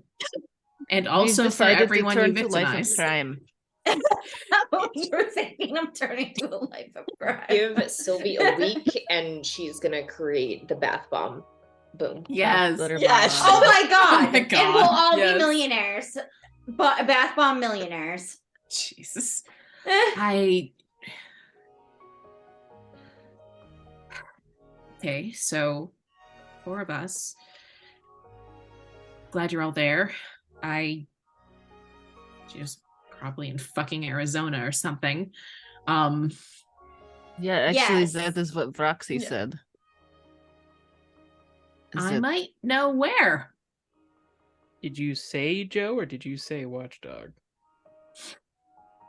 I'm gonna We retcon. keep I it- think she probably said Watchdog because she Okay. is still paying attention. Elena to, heard Arizona making and sure. is just Yeah. I think Watchdog's in pronouncing fucking him. Arizona, Yeah, no, that makes sense. but I might know where. That's Okay. good. So, and she's gonna pitch her voice lower, so in case her sister's listening or something, and say, "I really don't want to go back to my house because I don't know what the fuck is waiting for me there." We're I having woke a up and my slumber room was party. You can yes, come Yeah, I'm here. we're in We're favor. we're all gonna stay here. You want us to come pick you up? I'll just take Tony's keys back. I can get there on my own. If Okay. I don't want you to antagonize your brother any further, since I heard what just He's happened. not really antagonized. That's just how we love each other. But I woke up in a room that was a color I liked, full of things that I like, and I'm trying to grapple with the possibility that in a world without powers, my parents love me because that means that in the real world they hate me for something intrinsic to myself, which tracks, but I don't want to go back. I've heard that happen sometimes. Yeah, not happy about it. No, but at least you're not like trying to live in a fantasy, like you're not being drawn into the fantasy and being like, oh, I could live in this world while my parents love me, because it's not real, right? We can talk about this here instead this- of all Yeah, of us why don't you just meet on us the here? one phone. I'll see you there. Yeah. I feel like there's a lot of stuff to discuss. Yes. And there's a lot of food to eat, so Oh, Yeah, thank my God. I mom's haven't had anything to making eat some all food. day. She'll probably have some wine and stuff too, and maybe some whiskey if we what need if the drinks. DeMarcos are dry in this Fucking universe? drink. Oh my Oh, god, that's so The true horror of this universe. There is no booze. The booze doesn't exist. Get Sissel over here. We need fairy wine. I will be there shortly. I'm glad we caught each other. Yes. Me too. Now we just got to get Watchdog from Arizona Okay. somehow. We'll figure it out. Yeah. Chia says bye, hangs up. One of us probably should have just stayed in the same spot for the whole time. But you know. I think at that point, Tony's just like, oh, right, Roxy, you got another call from some guy from Arizona State who was like wanting to recruit you or something. What's his name?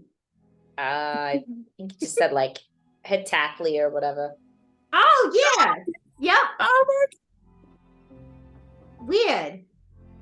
But he like if you had time, he wanted you to give him a call back today, but I don't. Yeah, I think I wrote the number down. I'll give him a call. All right. And then he'll like dig out a crumpled piece of paper with a phone number on it and just like Sylvie, Arizona State question mark written on it. Sylvie blatantly looks at Roxy, raises an eyebrow, and hands over the receiver, but says nothing. I think I'm Roxy still just goes, processing it too. She said it Taffy is earlier. a really, really common name, and lots of people live in Arizona. Anyways. Oh my god. Rip. It's nice having a secret identity. It was nice, wasn't Bye. She tried really hard, but you know. We'll just Nice. cross Well, that bridge I guess- later. Really, all I had to do was just separate you guys. And it all started falling apart. We can process when we're back home, and then the identity matters a little Well, bit at more. least you don't need to feel mad about us wanting to spend time with Joe. Okay, anyways. Dial. So many things that make sense now. You get hooked into the operator who's just like, we will set up an interstate call for you and give you a call Ship. back once we have that set up. So Awesome. now it's your turn to do some waiting, and probably within that time period Cynthia shows up. Yeah. Roxy's just getting PJs for everybody. Sylvia's a little tall for her, so she nab some of Tony's PJs. Oh my god. Oh my god. Yes. Seeing that there's like an impromptu slumber party, Mama DeMarco was making homemade pizza. Yes. And Kind of hungry in real life now. I want some. Yes. Sorry. I need a real Mama DeMarco. And also is like Hello, you little when gremlin. she satisfies most of the family, so they're out of like the kitchen and all of you are getting some food, she like looks over her shoulder and nudges open the door to one of the lower cabinets, and there's just the booze selection. Oh my god. Yes. A+. Love it. But eventually the phone does ring as the operator calls back after setting up a line. And so you can like pick up the phone and get put through. But at this point, no one is there to answer the phone. Oh, Rip. well, I must have missed them. Click. God. Next step, we drive to Arizona, he drives to Halcyon, and we spend the next 5 sessions just Missing doing each this. other. Staying at the same hotel or roadside motels, but always at different times.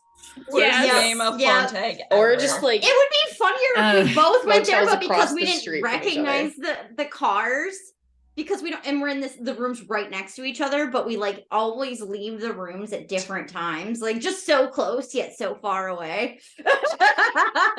Oh boy. And he doesn't have a sense of smell, so he can't smell that we were around. So like, And I don't have the super hearing either. yep. So he can't hear us through the walls. But I think that's a good place to end our session. God.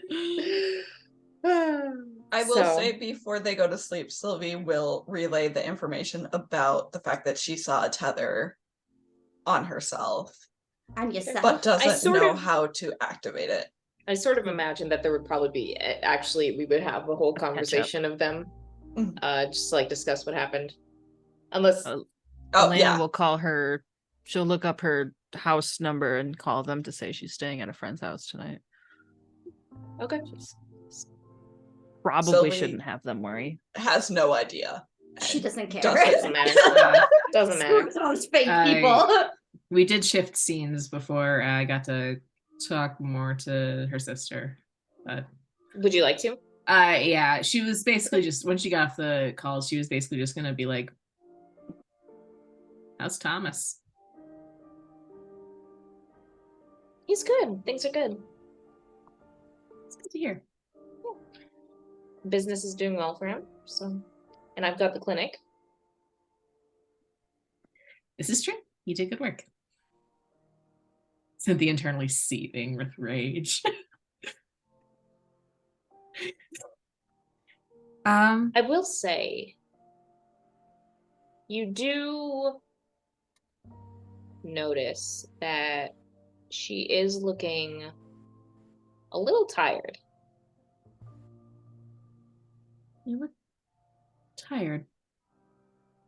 Want to work or? Oh, yeah, we had a busy day yesterday. A little. Probably something close to an emergency, just a really rough Oh. situation, but it's okay now. We're What happened?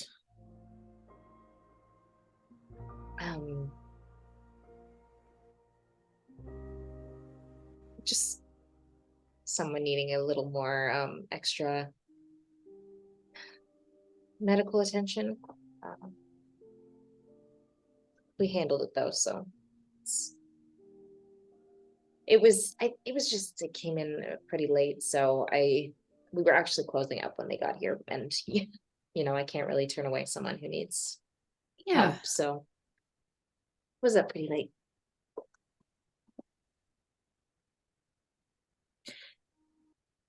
Didn't happen to be a girl a couple of years older than me with long brown hair, brown eyes. Maybe called herself Sarah.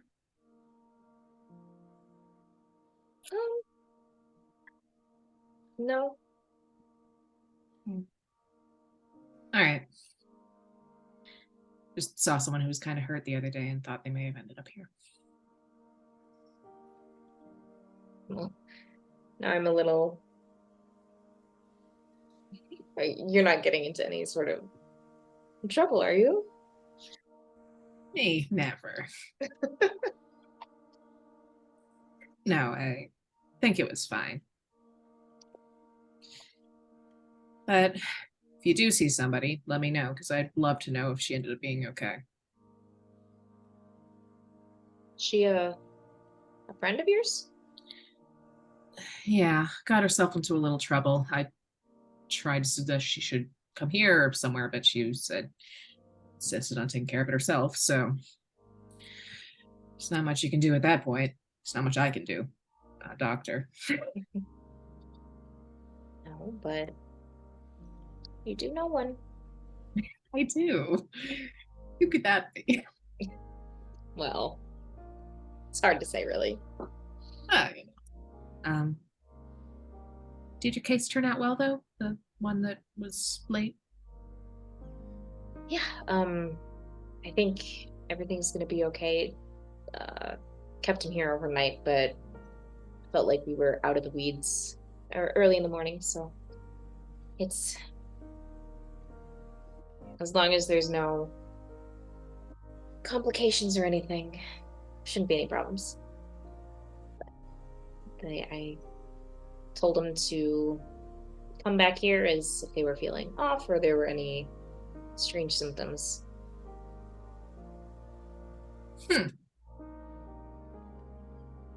This was like right before closing? Jeez. Well, you said he? Glad he got help. Me too. It's, really reassures. Yes, hello. Really makes me feel confident in what I do. I don't know if you saw a paw on screen or not. No. Jesus. You're a good doctor.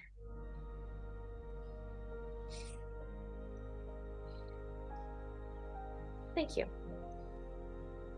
Well, I got in touch with my friends, so we're working on a project. I am going to be staying with them for the night. Well, have fun.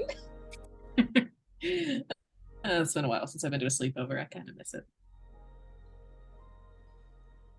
Well, I hope maybe it's something you can do more often.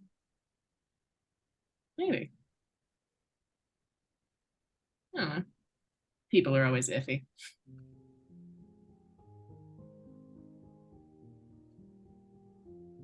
Maybe Well. some of them. Well, have a nice night, and thanks again for letting me use the phone. I appreciate it. Anytime. She's gonna head out. Okay. Reconnect that to the others showing up at Roxy's place. Roxy will inform Echo of all the things she got out of the random calls that we've made to places, and also asking random questions to her brother that made him think that she might have a head injury. Just relay all the information so everybody who's there has the information, or all the team that's there. Catch everybody up on having two parents, biological parents. Yeah. Sylvie's like, I still don't know what's going on. I don't know. I didn't stay to find out. But with that, before we head into our end of session questions, something that I will leave you with Uh-oh. Oh no. is we see it's like semi-forested area, probably like a park, through the eyes of someone. They look down and you can see them pressing a hand against their stomach, which is covered in some sort of black garment, and they pull it away and it's covered in blood. They cough and there's another little like pool of blood that falls onto the ground. And there's like a series of panels as they're stumbling through the forest and into this park, or through this park. It is late at night. They are staggering down the sidewalk downtown, hand gripping like windows and sides of buildings as they shuffle along. Thankfully, the streets mostly devoid of people, and the ones who do see this figure shuffling along are pointedly not wanting to get involved with whatever is going on there. And then we watch as a door with light blue, like tinted frosted glass comes into view. This hand reaching up and pushing it open as we see the vague words health clinic on the door, leaving this hand sliding across it, leaving a streak of blood before the door swings open and they stumble inside, falling to their knees. And there is a speech bubble that says, "I'm sorry, we're closing up. We don't have any time for more patients." And then a gasp. This figure looks up and we see Rebecca Anderson come and fall to her knees and clutch the shoulders of this individual and say, "Oh my god, okay, come. We're gonna get you help. It's gonna be okay, I promise." And carefully like wraps this person's arm around her shoulders and gets a hand around her hip and gets them to their feet as they struggle into the back of the clinic.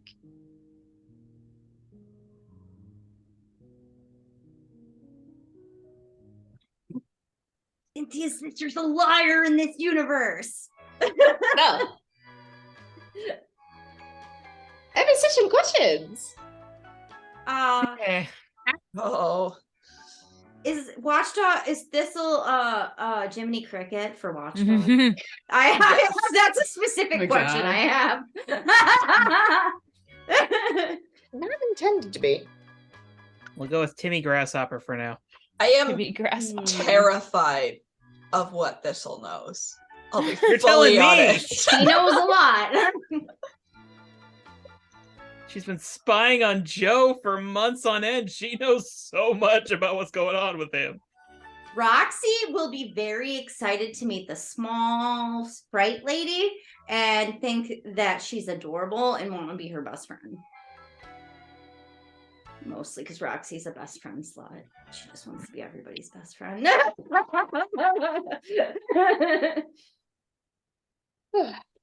Big ball of love. And stupidity.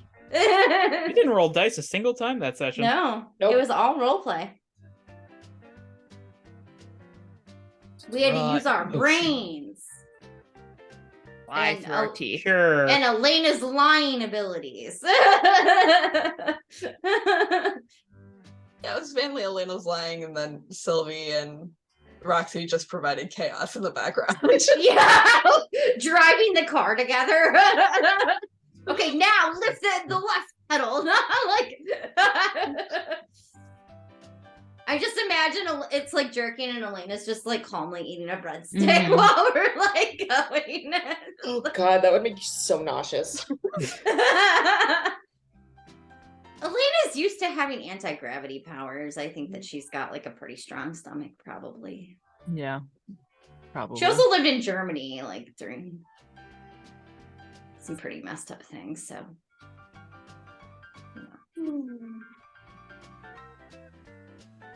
Well, does anyone want to start it or shall I? I can start. oh yeah, start with Um, Elena. Elena's Never gonna says. grow into her own image of herself. She's handling this very well Yeah, and has very quickly adapted to a possible future without powers, which hopefully is not what happens. Improvise, adapt, overcome. So she's going to shift her superior up and her freak down.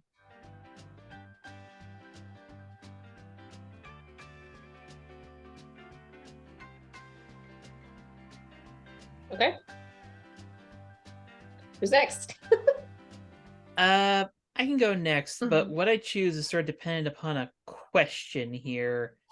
Would Thistle technically already have influence over Joe? Because she is an elder, but also older. fairy. Does she count as an adult? Yeah. She's the adultiest adult, and actually, she's probably not that far. She's more of an adult than Sylvie is. Yeah. And Sylvie's what, like 75? Sylvie's older than that. It's just she hasn't been in the human realm for that long. 75,000. We're not exactly sure how old Um, Sylvie is. I think. Yeah, I think Thistle would probably automatically have influence over you. Okay. Since she is technically an adult. Yeah. All right. She's an adult sprite. Just curious, because if she didn't have it, she probably would have gotten it. But I think I will go grow into my own image here. Because that talk with Thistle was Joe's slowly becoming frustrated that she's not wrong, but just like right in the most painful way possible for him. Why she gotta be so right? Yeah. Why is he surrounded by women who are right? Why do I have to get emotionally bitch slapped every time I try to open up to someone? Basically. At least Henry's gentle with him now. Yeah, we'll see how long that lasts. Probably not too much longer if you keep pulling shit like keeping Barnett from her. Barnett? You mean Rook? Not Barnett, Rook, yeah. Yeah, so we'll go ahead and shift.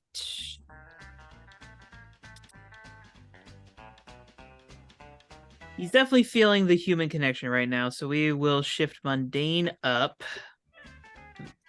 Actually, extend my pencil. There we go. Oh, okay. The pencil's decided it's not going to work. You want me to just I'll write have it another down pencil. and you can add it later? And I'll figure out my pencil situation. What happened to my nice pencils? All right. So we'll shift mundane up, and we'll say superior down. Just because he's feeling just very human and vulnerable, and he's having to do it with who is essentially a stranger who's been stalking him for 3 months. Observing. Stalking. Mm-hmm. Doing reconnaissance. Mhm. Reconnaissance. Stalking. Stalking. But yeah, Joe's just having a rough time. And I love that for him. Of course you do. I mean, I orchestrated this whole situation. So. Yeah.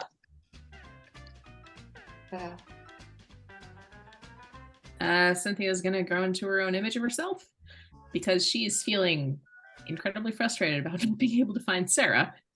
So we're shifting Savior down. But she is feeling pretty good about managing to probably not give herself away yet and also not seeing her parents. So we're gonna shift Superior up.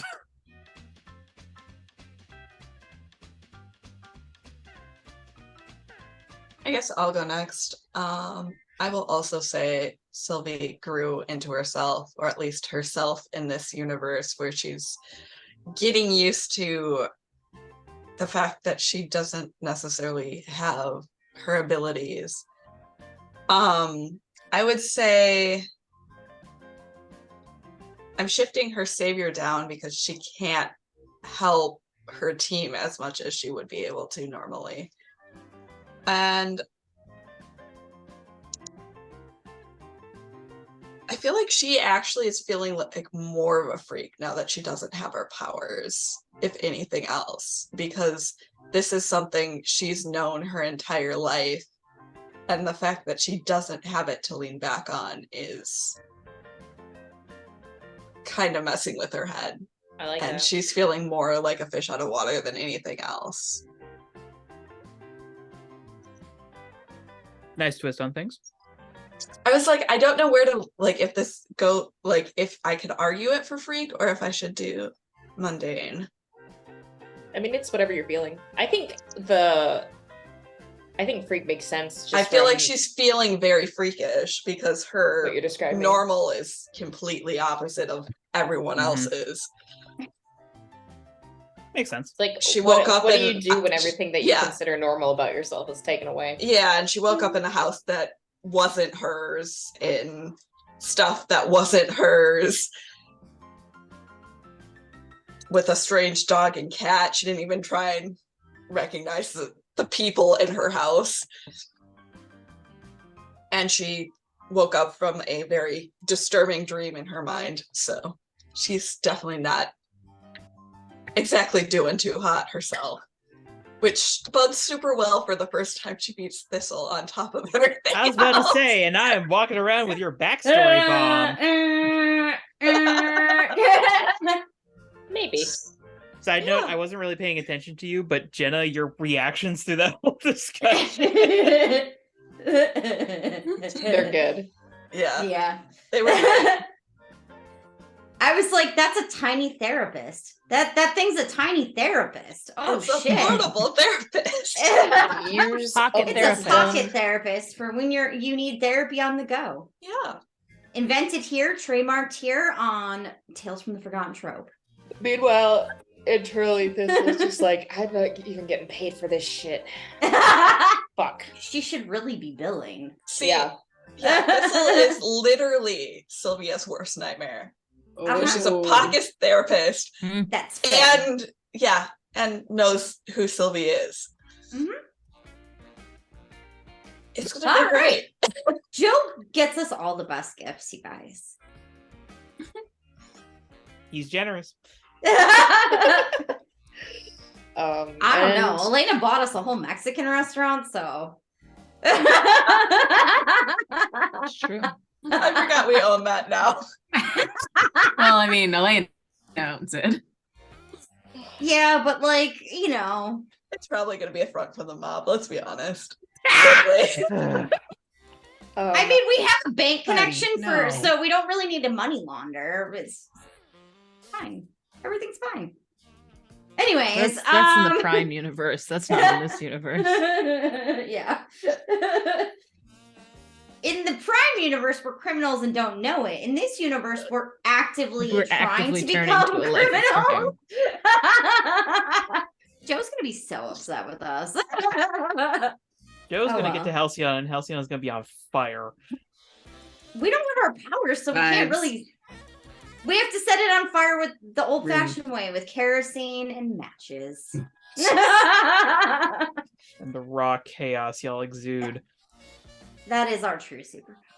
Yeah. I can go next. Roxy. You're our last one. Roxy feels closer to the team. She's happy as a lark. She's got the girls all having a slumber party. There's homemade pizza. We've got whiskey. These aren't her real family, but they pretty much act like her real family, so she feels good about that. She's a little disconcerted about the cars and the sports management crap. What kind of weird universe am I? A sports management major, but whatever. Tony isn't a potential rival in this universe. Yeah. And it's weird that Tony doesn't find Sylvie but I guess Sylvie doesn't have her pheromones and maybe, I don't know, whatever. Anyways, but she missed Sylvie a lot and they found her first through follow the yellow bricks of glitter. Follow the sparkly road. Follow the sparkly road. And Follow so the glitter she's for gonna good. give influence to Sylvie. I know everybody else was like, I'm gonna grow into my own image of myself, and Roxy's just like, I like everybody. Roxy's adorable. Yeah, I love you all. Well, I think Sylvie's actually gonna shift Roxy's savior up then, Ooh, because she did give Sylvie at least some semblance of what Sylvie interprets as normalcy. it was, yeah. Yeah. So you can count on Roxy to act like nothing's wrong when the world is on fire. Like, But the thing is, stuff is wrong, so mundane is also going to go down. that's okay. Yeah, this situation, like, as normal as Roxy's house feels, there are still things that are blatantly wrong with Roxy's house. It's Well, like obviously, but like, and Roxy Twilight reacts Zone. to it somewhat, but she all knows Yeah. it's all fake, so it's like Yeah. whatever. what's the name of that one condition where you think everyone in your life's an imposter? I know there's a name for it. No. I'd know a if I wasn't specific- an imposter. It's a specific type of delusion. Yeah. I know yeah, what you're that's- talking about, but it's very, very specific, and I cannot remember off the top of my head. But I it's want to say very it starts specific. with a B, but it's basically that where it's like you're in a place that ostensibly is the same with the same people, but you're just like, this is wrong. I mean, it's a variant of paranoid delusions, but yeah, I suppose you would be the best to know. no. I know what you're talking about, though. Yeah. I know it from that one episode of Criminal Minds. Mhm. Says something about my TV habits. Anyway, Okay. We had a lot of people grow into their own images. That's growth. But thank you everyone for joining us this evening. I'm excited to see where this continues to take us, because now we have 4/5 of the team reunited, and our last little teammate trying to drive cross country to Halcyon City ? Or debating what the next steps are going to be. So we'll see how Yeah. that we'll see how that goes. But I hope everyone who's watching this has a good day ahead, whatever time it may be for you, and whenever you're watching this. And we will see you next week. Bye-bye. Bye. Bye.